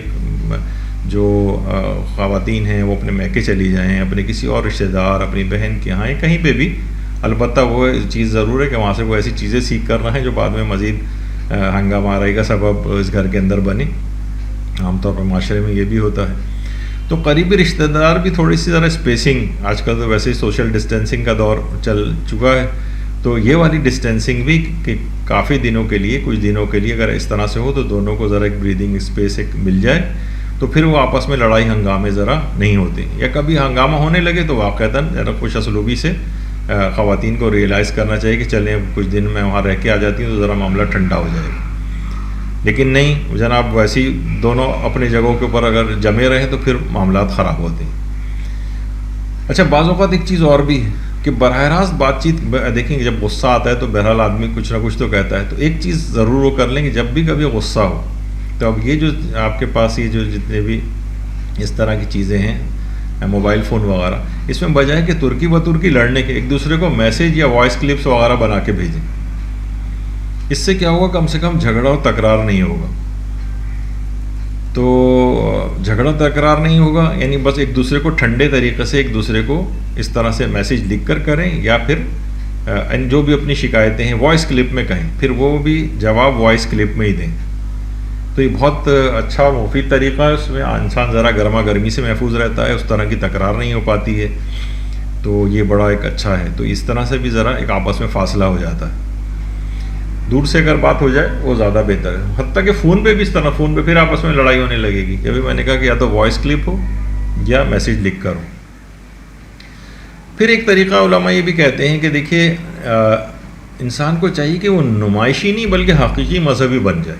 یہ بہت اہم ہے. درس و تدریس اور مدرسے سے وابستہ افراد بھی جو ہیں ان کی بھی گھریلو زندگیاں متاثر ہیں، کیونکہ تعلیمات پر عمل نہیں ہوتا ہے. علم تو حاصل ہو رہا ہے، درس بھی ہو رہے ہیں، لیکن عمل نہیں ہے ان کے اوپر. یہ جو احادیث کتنی ابھی آپ نے سنی، ان کو اپنے اوپر لاگو کریں. آیات قرآنی ان کو اپنے اوپر لاگو کریں. جب حکم خدا پروردگار نے دے دیا والکاظمین الغیظ، اپنے غصے کو ضبط کرو، جب یہ چیز فرمائش پروردگار عالم کرے تو اس پر عمل کرنا ہے. وعاشروہن بالمعروف، گھر والوں کے ساتھ اچھا سلوک کرنا ہے، بیوی کے ساتھ اچھا سلوک کرنا ہے. جب اللہ نے کہہ دیا تو واقعی حقیقی مذہبی بن جائیے نا. گھر والوں سے اچھا سلوک کریں، بیوی سے اچھا سلوک کریں. تو مذہبی تعلیمات کو خود پر لاگو کر کے اپنے آپ کو، زندگیوں کو دیکھیں پرسکون بنائیے. لوگ عام طور پر مذہب کو زندگی سے فرار کا ایک ذریعہ بناتے ہیں اور زندگی کے پروگرام میں مذہب کو نافذ نہیں کرتے. صرف حدیث کی حد تک سنا ہوا ہے، قرآنی آیت سنی ہوئی ہے، لیکن پریکٹیکل نہیں کرتے اس کے اوپر. یعنی نمائشی نہیں، حقیقی مذہبی بن جائیے تو یہ سب چیزوں سے جان چھوٹ جائے گی آپ کی. تو اب بات کرنے کو بہت ہے، اس پہ پوری گفتگو ہو سکتی ہے، لیکن ظاہر ہے ابھی آج صرف آپ کی خدمت میں پوائنٹس عرض کر رہا ہے. اگلا طریقہ یہ ہے کہ ہر وقت تنقید کرنے سے پرہیز کریں. اس سے ہمیشہ لڑائی جھگڑا ہوگا اور نہ غصے میں اضافہ ہوگا. کبھی نہیں کہیں ڈائریکٹ کہ تم نے غلط کیا ہے، ہر وقت اعتراض، یہ تمہارا کام غلط. پہلے اس کا طریقہ ہے، پہلے کسی کام پر اس شخص کی تعریف کریں، بہت اچھے سے اس کے چند جملے کہیں تعریف میں کہ ہاں دیکھو تم نے فلاں چیز بڑی اچھی کی، فلاں چیز بڑی اچھی کی. یہ البتہ اس کے اندر اگر یہ چیز اور ٹھیک کر لو تو اور بہتر ہو جائے گی. اس سے کیا ہوگا، یعنی آپ نے طنز سے پرہیز کیا، کیونکہ اس سے دیکھیں کینہ پیدا ہو جاتا ہے. تعریف کرنے کے بعد آپ نے اصلاح کی تو آپ کا وہ کام بھی ہو جائے گا اور غصہ اور لڑائی جھگڑے کی نوبت بھی نہیں آئے گی. لیکن یہ جو تنقید ہے نا، ہر وقت کی تنقید یہ اولادوں کو بھی بہت زیادہ خراب کرتی ہے. یعنی والدین اگر ہر وقت اولاد پر مختلف کاموں پر تنقید کر رہے ہوں تو ان کا غصہ اور وہ بڑھتا چلا ہے، پھر وہ باغی طرف چلے جاتے ہیں. تنقید سے اپنے آپ کو بچائیں. تو یہ غصے کو ابھارنے والی چیز ہے. اسی طریقے سے دیکھیے کہا جاتا ہے کہ پرابلم سالونگ اپروچ ہونی چاہیے آپ کی، کام بگاڑنے والی نہیں ہونی چاہیے. ہمارے یہاں غصے سے ہمیشہ کام خراب ہوتا ہے، غصے سے. یعنی بعض اوقات تحدیث نعمت کے طور پہ بھی بہت سی باتیں کہنی پڑتی ہیں. ایسا نہ ہو کہ لوگ سوچیں کہ نہیں، یعنی مجھے نہیں یاد پڑتا کہ شاید پوری زندگی میں 2-3 دفعہ کے علاوہ کبھی میں نے اس طرح سے غصے کا اظہار کیا، اس میں جس پہ مجھے آج تک شرمندگی بھی ہے کہ میں نے اس وقت بھی نہ کرتا تو کتنا اچھا ہوتا، کیونکہ اس کرنے سے کوئی فائدہ نہیں. ہمیشہ میں نے نقصان دیکھا ہے. میں نے جتنے لوگوں کو غصہ کرتے دیکھا ہے سوائے نقصان کے، آج تک میں نے کوئی فائدہ نہیں دیکھا ہے. آپ خود بھی بالکل ایک اس طور پر کبھی غیر جانبدار ہو کر اپنی شخصیت کو ذرا کٹہرے میں کھڑا کر کے دیکھیں کہ فلاں فلاں موقع پہ جو آپ نے غصہ کیا تھا اس سے آپ کو فائدہ کیا ہوا ہے. فائدہ پتہ لگا کام بگڑا ہے. صرف پرابلم سالونگ اپروچ رکھیں اپنی. اب اس پہ اتنا وقت نہیں کہ اس پہ گفتگو کی جائے، لیکن خود سوچیں آپ کہ جس سے وہ مسئلہ حل ہو. یعنی غصہ کرنے سے، بے بسی کا اظہار کرنے اور چیخنے چلانے سے کچھ نہیں ہوگا، صرف کام خراب ہوگا. جس بات پہ آپ کو غصہ آ رہا ہے اس کو سالو کیسے کریں، عقلی طور پر اس کے حل نکالیں. بعض اوقات حصے مزاح، ہیومر سے بھی کام لینا پڑتا ہے. مذاق میں بھی اصلاح کی بات ہو جاتی ہے. یعنی غصے کے بجائے آپ نے مذاق ایسا کر دیا، جو دوسرا غصہ کر رہا ہے آپ جواب میں مذاق شروع کر دیں، مزاح شروع کر دیں. اس سے کیا ہوگا، وہی جو ٹینشن ہو رہی تھی وہ ڈیفیوز ہو جائے گی یا بہت کم ہو جائے گی. جب بھی وہ آج کل لافٹر تھیراپی بہت چل گئی، خیر وہ یہاں الگ ہے، وہ تو مریضوں کے لیے. لیکن بہرحال یعنی مزاح کرنے سے بڑے بڑے جو غصیلی جو چیزیں ہوتی ہیں وہ ان کا ایک دم سے گراف نیچے چلا جاتا ہے اور وہ کنٹرول میں آ جاتی ہیں. اچھا دیکھیے، بعض اوقات یہ بھی ہوتا ہے، جو ماہر ہیں وہ کہتے ہیں کہ پریشانیوں کو آپ انجوائے کرنا سیکھیں. ہمیشہ دیکھیے پریشانیوں سے آدمی اریٹیٹ ہوتا ہے، اس وقت غصہ آتا ہے اس کو انجوائے کرنا. مثلا آپ ٹریفک میں پھنس گئے کہیں، آپ انجوائے کریں. پھنس گئے، اب کیا ہو سکتا ہے، گاڑی نکل نہیں سکتی، پیچھے جا نہیں سکتی، آگے نکل نہیں سکتی، ٹریفک رکوا ہوا ہے، کوئی بات نہیں. آپ تسبیحات پڑھنی شروع کر دیں، آپ کوئی ذکر خدا کرنا شروع کر دیں. گاڑی میں کچھ افراد بیٹھے ہوں تو آپس میں ہنسی مذاق شروع کر دیں. غصہ نہیں آئے گا آپ کو، اور یعنی ٹریفک میں پھنسنے کا جو آپ ایک دم پریشانی اور ایک اس میں مبتلا ہو گئے تھے، ارے یہ کہاں پھنس گئے ہم، اس سے بھی آپ نکل جائیں گے. یعنی پریشانی کو انجوائے کرنا سیکھیں. یا بعض اوقات میں ایک چیز کہتا ہوں، اس کو لوگ بڑا اس طور پر لیتے ہیں، لیکن جب میں سمجھاتا ہوں تو پھر سمجھ میں آتی ہے ان کو، کہ پاگل خانے کے ڈاکٹر بن جائیے.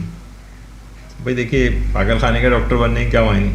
دیکھیے جو سائیکیٹری وارڈ ہوتا ہے، جب بھی مجھے یاد ہے کہ ہماری پوسٹنگ وہاں پر ہوتی تھی تو وہاں پہ یہ بھی تھا کہ اب 1 آرم کا ایک ڈسٹینس بھی پیشنٹ سے رکھنا ہے. کچھ پتہ نہیں کب اس کا دماغ گھوم جائے، وہ اپنے ہاتھ جڑ دے آپ کو. ایک بعض اوقات دیکھیے وہ گالیاں دے رہے ہوتے ہیں ڈاکٹر کو، ڈاکٹر ہنستے ہوئے وہاں سے چلا جاتا ہے، بالکل برا نہیں مانتا ہے. تو سخت غصیلے افراد جو ہیں وہ بیچارے ایک نفسیاتی مریض کی حیثیت رکھتے ہیں. بہت غصہ کر رہے ہیں نا آپ پر، آپ پاگل خانے کے ڈاکٹر بن جائیے. آپ کو پتہ ہے کہ بھائی یہ نفسیاتی کیفیت، آپ کو پتہ ہے کہ اب تو سائیکیٹری تقریباً ایک کیمیکل فینومینا تقریباً آ گیا ہے اس کے اندر. یہ کیمیکلز برین میں بس کم زیادہ ہو رہے ہیں، نکل رہے ہیں، باہر جا رہے ہیں، اس کی وجہ سے نفسیاتی کیفیات جو ہیں وہ ہو رہی ہیں مریض کے ساتھ. اب دیکھیں نا، مثلا کوئی شدید بیمار ہوتا ہے، کبھی آپ کو اس پہ غصہ آتا ہے، غصے میں بیمار جو ہے بہت سی باتیں آپ کو کہتا ہے، آپ نظر انداز کرتے ہیں، یار بیچارہ بیمار ہے، پریشان ہو رہا ہے، 104 بخار ہے. لیکن بہرحال کوئی نفسیاتی یا جسمانی عارضے سے کوئی شخص گزر رہا ہے تو اس پر آپ کو غصہ جو ہے وہ کبھی نہیں آتا. بخار کے اندر مبتلا ہے، مثلا مریض کو جو ہے وہ متلی ہو رہی ہے، اس کو کھانے کو دل نہیں چاہ رہا، اب گھر والے غصے ہو رہے ہیں اس کے اوپر، کھانا کیوں نہیں کھا رہا ہے، ٹھیک کیسے ہوگا وغیرہ. تو دیکھیے اس سے کوئی فائدہ نہیں ہے اس کا. یعنی جو پاگل خانے کے ڈاکٹر بننے کے معنی مریض کچھ بھی آپ سے کو کچھ کہتا ہے، آپ نا ایک کان سے سن کے دوسرے کان سے نکال دیں، تھوڑی دیر کی بات ہوگی وہ معاملہ ختم ہو جائے گا. ڈاکٹر گالیاں سنتا ہوا چلا جاتا ہے وہاں سے. تو بالکل اسی طرح سے آپ سوچیں کہ یہ بیچارہ ایک نفسیاتی یا تو کیفیت سے گزر رہا ہے، تو اس میں انسان کو چاہیے کہ اسے نظر انداز کرے. اب ترکی بترکی اس کے ساتھ لگ جائے، مثلا وہ پاگل خانے کا جو ڈاکٹر ہے وہ پاگلوں سے لڑنا شروع ہو جائے کہ مجھے گالی کیوں دی، تو لوگ اس کو ہی پاگل کہیں گے. یار آپ کو تو ڈاکٹر صاحب تھے، آپ خود شاید پاگل خانے میں رہتے، خود بھی پاگل ہو گئے ہیں کہ آپ اس مریض کے ساتھ جو ہے دماغی مریض سے آپ لڑ رہے ہیں جا کر. تو یہ اس طرح کی چیز ہوتی ہے کہ انسان واقعتاً اس بات کو ریئلائز کرے. بہت سے لوگوں نے اس پہ عمل کیا تو بعد میں آ کر یعنی مجھے چیز آ کر بتائی کہ واقعی اس سے تو ہمیں اتنا فائدہ ہوا ہے کہ کچھ حد نہیں. یعنی ہم پہلے بلا وجہ لڑا کرتے تھے، لیکن جب سے ہمیں پتہ چلا ہے ہم بالکل اب اطمینان و سکون میں سنتے رہتے ہیں. جس طرح سے کوئی مثلا پاگل بول رہا ہوتا ہے اور اس کی باتوں کو انسان نظر انداز کرتا ہے تو کبھی غصہ نہیں آئے گا. اچھا دیکھیے، ایک اور چیز ہے کہ اپنی نفسانی بیماریوں کے علاج پر بھی متوجہ ہو جائے. یہ بھی ایک اہم چیز ہے.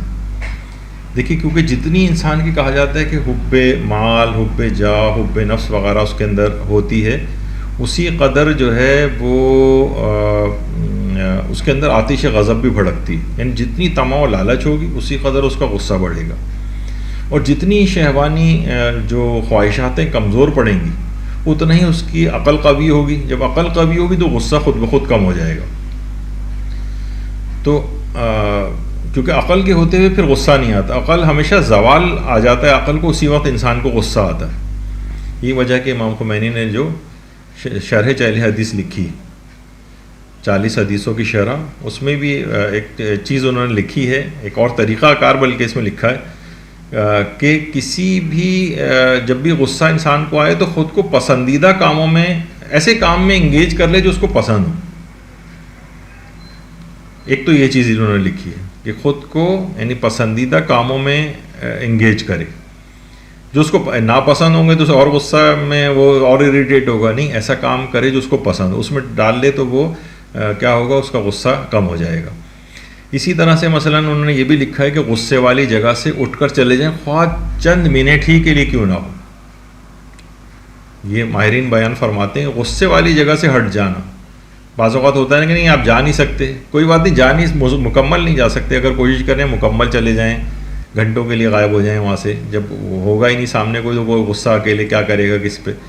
تو بہرحال لیکن خواہ کبھی ناگزیر بھی ہوتا ہے کہ نہیں جا سکتے ہیں، فی الحال رات کے 3 بجے ہو رہی ہے، اب نکل کے کہاں باہر چلے جائیں، تو بہرحال خواہ چند منٹ ہی کے لیے کیوں نہ ہو، اس سے آپ کا غصہ کافی کم ہو جائے گا، یعنی اس جگہ سے وہاں سے ہٹ جائیں. اچھا بعض اوقات دیکھیے یہ بھی ہوتا ہے کہ غصے کی وجوہات کو بھی دور کرنا پڑتا ہے. مثلا بچہ بہت چڑچڑا ہو رہا ہے، غصیلا ہو رہا ہے، اب دیکھیں کہ اس کی وجہ کیا ہے. ممکن ہے بچہ اسکول سے آیا بھوکا ہے ابھی، اس وجہ سے چڑچڑا ہو رہا ہے. بچے آپ دیکھیں اگر جب بھوکے ہوتے ہیں تو اور تو کوئی چیز ان کو خود نہیں پتہ چل رہا ہوتا، لیکن وہ چڑچڑا رہے ہوتے ہیں، زیادہ چھوٹے بچے غصہ دکھا رہے ہوتے ہیں. غصے کی وجوہات دیکھیے گا ایسا کیوں کر رہا ہے. ممکن ہے نیند پوری نہ ہوئی ہو، ممکن ہے جیسے شوہر ہے وہ تھکا ہوا آیا ہے، ابھی فی الحال کہیں باہر جانے کے موڈ میں نہیں ہے، اسے کچھ اچھا کیا کریں، اسے کچھ آرام کروا دیں.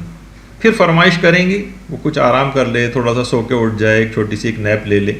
تو اس کے بعد اگر فرمائش کریں گی تو وہ آپ نے گویا وہ وجہ جو ہے، ابھی اس سے پہلے تو اپنی تھکاوٹ کی وجہ سے وہ غصہ کر رہا تھا، لیکن اب تھکاوٹ دور ہو گئی، اب آپ اپنی فرمائش بھی کر سکتے ہیں اس سے.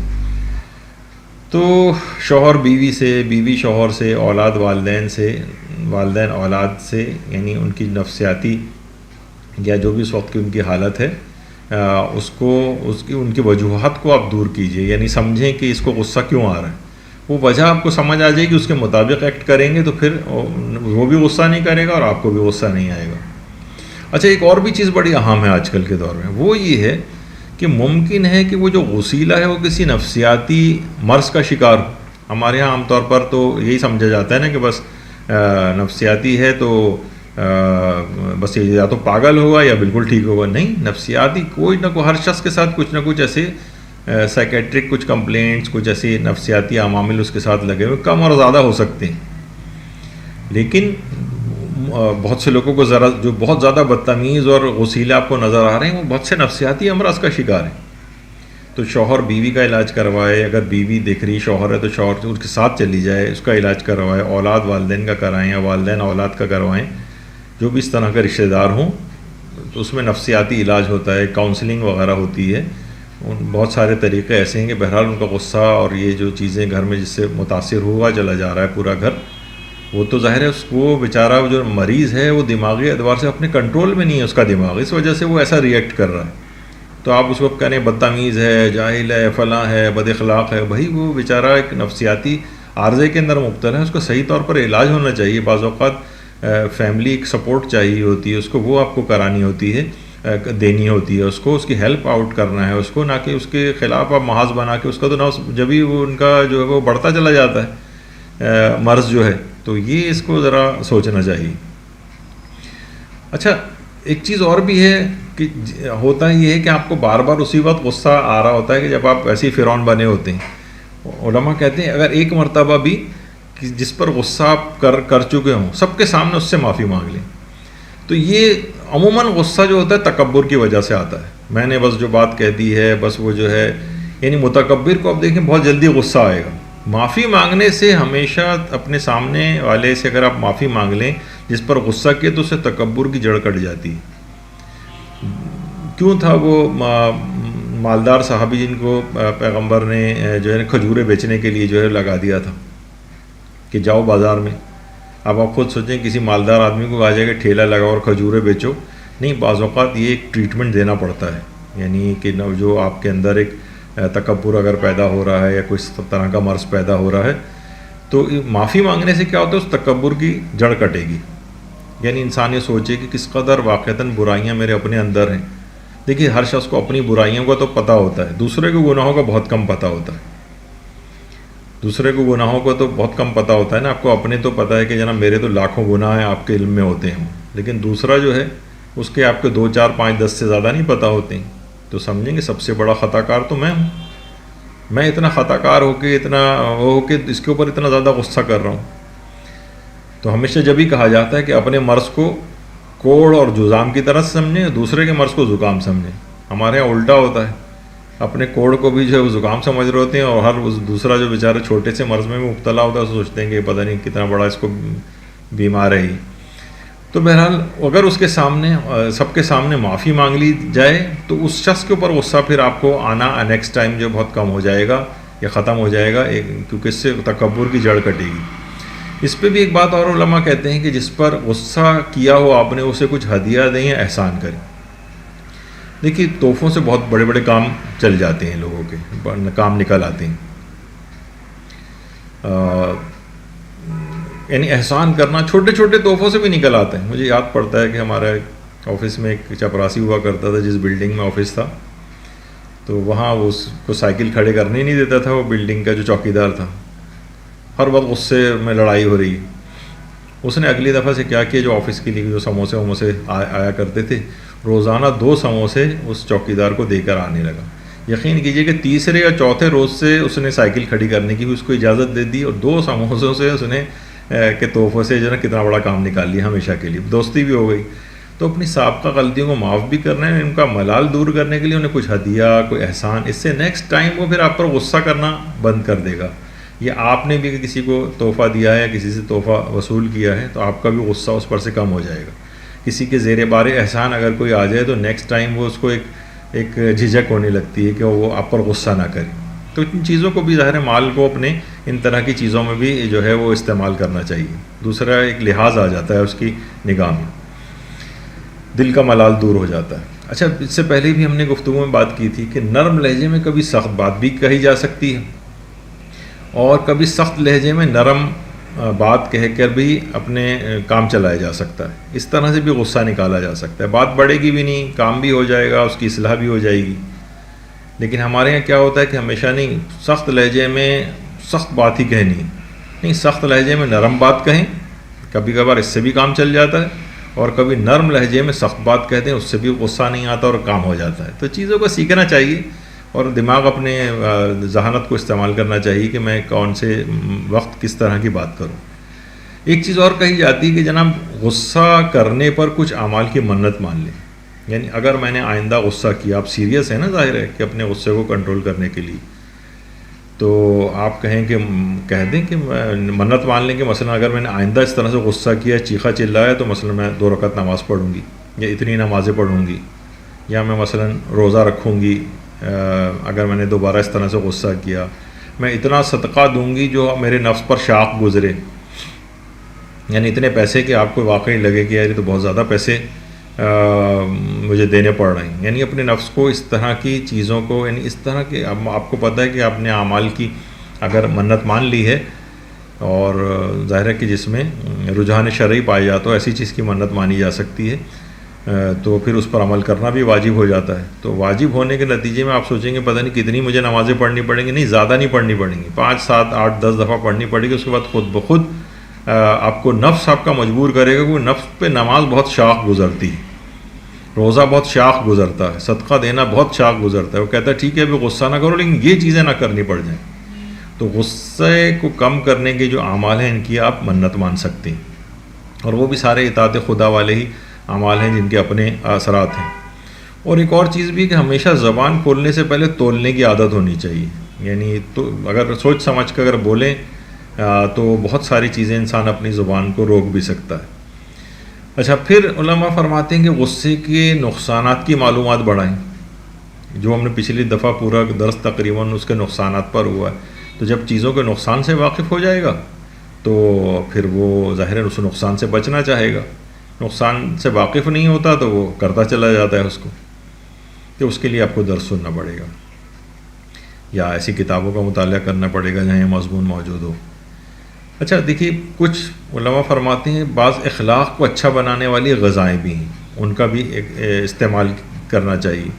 ایک درس مدرسے میں ہوا تھا غذاؤں کے روحانی اثرات پر، تو اس کے اندر بہت مفید جو روایات کے اندر بھی چیزیں بیان ہوئی ہیں، کون کون سی غذائیں کھانے سے کیا اثرات ہوتے ہیں روحانی طور پر۔ تو بہت سی اخلاق کو اچھا بنانے والی غذاؤں کا استعمال انسان بڑھا سکتا ہے۔ مثلا زیتون ہے، اولیوز، وہ اپنے خوراک میں یہاں پر عرب میں تو بہت کھایا جاتا ہے، لیکن بہت سے لوگ کہتے ہیں بھائی وہ تو بڑے غصیلے ہوتے ہیں، لیکن یعنی غصے کے دیگر اسباب بھی تو بہت سارے ہیں۔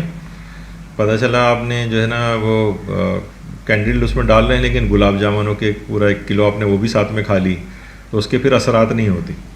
تو اخلاق کو اچھا بنانے والی جو غذائیں ہیں ان میں ایک تو یہی اولیوز ہیں، یا اس کے علاوہ کشمش کو بھی کہا جاتا ہے۔ اس سے اخلاق یعنی روایت میں آیا کہ اخلاق بہتر ہوتا ہے، یعنی حاملہ عورتیں بھی جو غذائیں ریکمینڈڈ ہیں جس سے بچوں کے روحانی اور اخلاقی اثرات جن کے اوپر پڑتے ہیں ان چیزوں کے اندر سے ہے۔ تو بہرحال کشمش بھی اگر انسان کھائے یا سیب کھائے، روایت میں نہیں آتا کہ مثلا جسمانی حرارت و بخار وغیرہ، تو اس میں سیب کی جو ہے وہ تاکید کی گئی ہے روایتوں میں۔ تو یہاں بھی تو دماغ گرم ہو رہا ہے اس کا غصے کے اندر، تو یہ بھی انشاءاللہ اس گرمی بھی کم ہوگی۔ جب بخار کی گرمی کم ہو رہی ہے تو دماغی گرمی بھی غصے والی یہ بھی کم ہوگی۔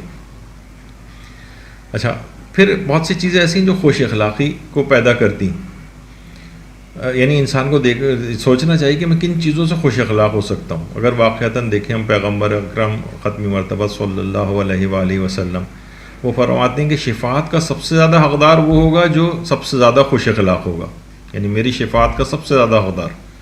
غسیلہ کب خوش اخلاق ہوتا ہے؟ اور پھر بلکہ 2 پیغمبر نے اور بھی بتائے ہیں چیزیں کہ جن سے وہ شفاعت کا حقدار انسان بنتا ہے۔ جو زیادہ امانت دار ہو وہ میری شفاعت کا زیادہ حقدار ہوگا، جو زیادہ سچا ہو، اور ان میں تیسری وہی چیز ہے جو سب سے زیادہ خوش اخلاق ہو۔ اب بتائیے ہمارے اعمال کہاں اس قابل ہیں؟ صرف رہا سہا ایک پیغمبر اور ائمہ اطہار کی شفاعت ہی تو یعنی ہمارے شامل حال ہے، ورنہ اور کون سے اعمال ایسے ہیں جو ہماری بخشش ہو سکے گی؟ اور خوش اخلاق اگر نہیں ہے تو پیغمبر کی شفاعت سے بھی محروم ہوگا۔ تو خوش اخلاقی اپنے اندر پیدا کرنے کی چیزیں دیکھنی چاہیے، جس میں یہی کچھ غذائیں بھی شامل ہیں۔ اچھا، جو بہت غصیلے ہوتے ہیں ان کی زبان بندی کے بھی کچھ اعمال بیان ہوئے ہیں۔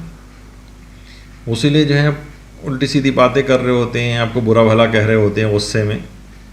تو ہمارے چھٹے امام جعفر صادق علیہ السلام فرماتے ہیں کہ سورہ جمعہ 8 بار جو اگر پڑھی جائے تو ایسے افراد جو بہت نکتہ چینی اور برا بھلا کہنے والے ہوں ان کی زبان بندی ہو جاتی ہے، یعنی جو مفہوم۔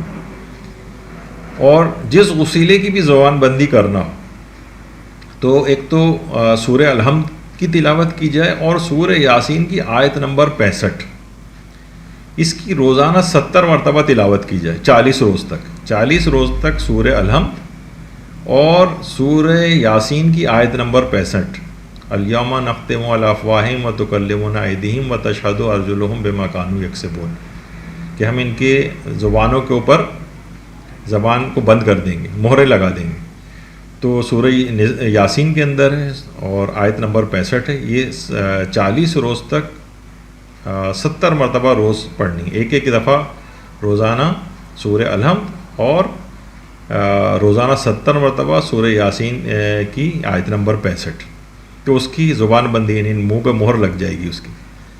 اور اسی طرح سے کہا جاتا ہے کہ یہ جو سورہ واللیل ہے، سورہ واللیل، اس کو 12 روز تک 70 مرتبہ روزانہ پڑھنا، یہ بھی غسیلے یا وہ افراد جن کی زبان سے آپ بہت تنگ ہوں ان کی زبان بندی کے لیے 12 روز تک روزانہ 70 مرتبہ سورہ واللیل۔ زیادہ بڑا سورہ نہیں ہے، چھوٹا ہے، اور ایک اور بھی اب اتنا وقت نہیں ہے، لیکن بہرحال صم بکم عمی فہم لا یرجعون، یعنی ہر لحاظ سے اس کی زبان، کان اور ہر چیز اس کی بند ہو جائے گی، آنکھیں وغیرہ آپ سے کچھ اس کو آپ کے متعلق جو اس قسم کے افراد جو آپ کے متعلق بری باتیں کہتے ہیں ان کو سوچنے کا بھی نہیں ہوگا اگر یہ آیت اگر آپ کثرت سے پڑھا کریں۔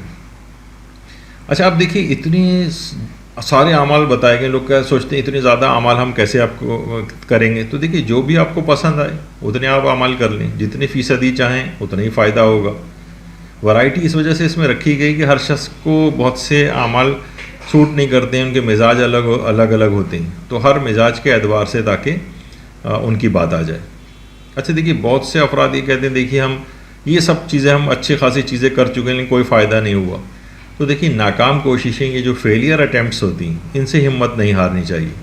کلہاڑی کے ایک وار سے کبھی بھی درخت نہیں گرتا ہے. مثلا مارتے چلے جائیں، ہو سکتا ہے کہ 49 دفعہ آپ نے 49 ٹائمز مارے جو ہے وہ پھر آپ کو اس سے پھر وہ درخت گرتا ہے.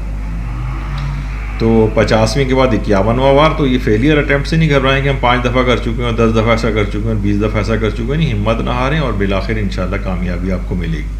خود کو باارادہ مضبوط اور استقامت والا بنائیں. شیطانی صفات کو اپنے اندر سے نکالیں، رحمانی صفات کو اپنے اندر داخل کریں. زندگی بہت مختصر ہے، اسے جہنم کا نمونہ نہیں بنائیں، اسے جنت کا نمونہ بنائیں. یہ اسی وقت ممکن ہوگا کہ جب انسان اپنے غصے کے اوپر قابو پائے گا. تو ان 2 نشستوں میں ہم نے غصے اور غضب کے اعتبار سے اپنی گفتگو کو جو ہے وہ مکمل کیا ہے.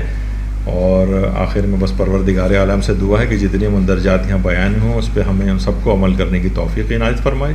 اپنی زندگیوں میں ان کو رائج کر کے دیکھیں. انشاءاللہ آپ دیکھیں گے کہ زندگیاں کس قدر تبدیل ہوتی ہیں، کتنی جلدی تبدیل ہوتی ہیں، اور ایک زندگی، دنیا کی زندگی بھی ہماری جنت کا نمونہ بن سکتی ہے.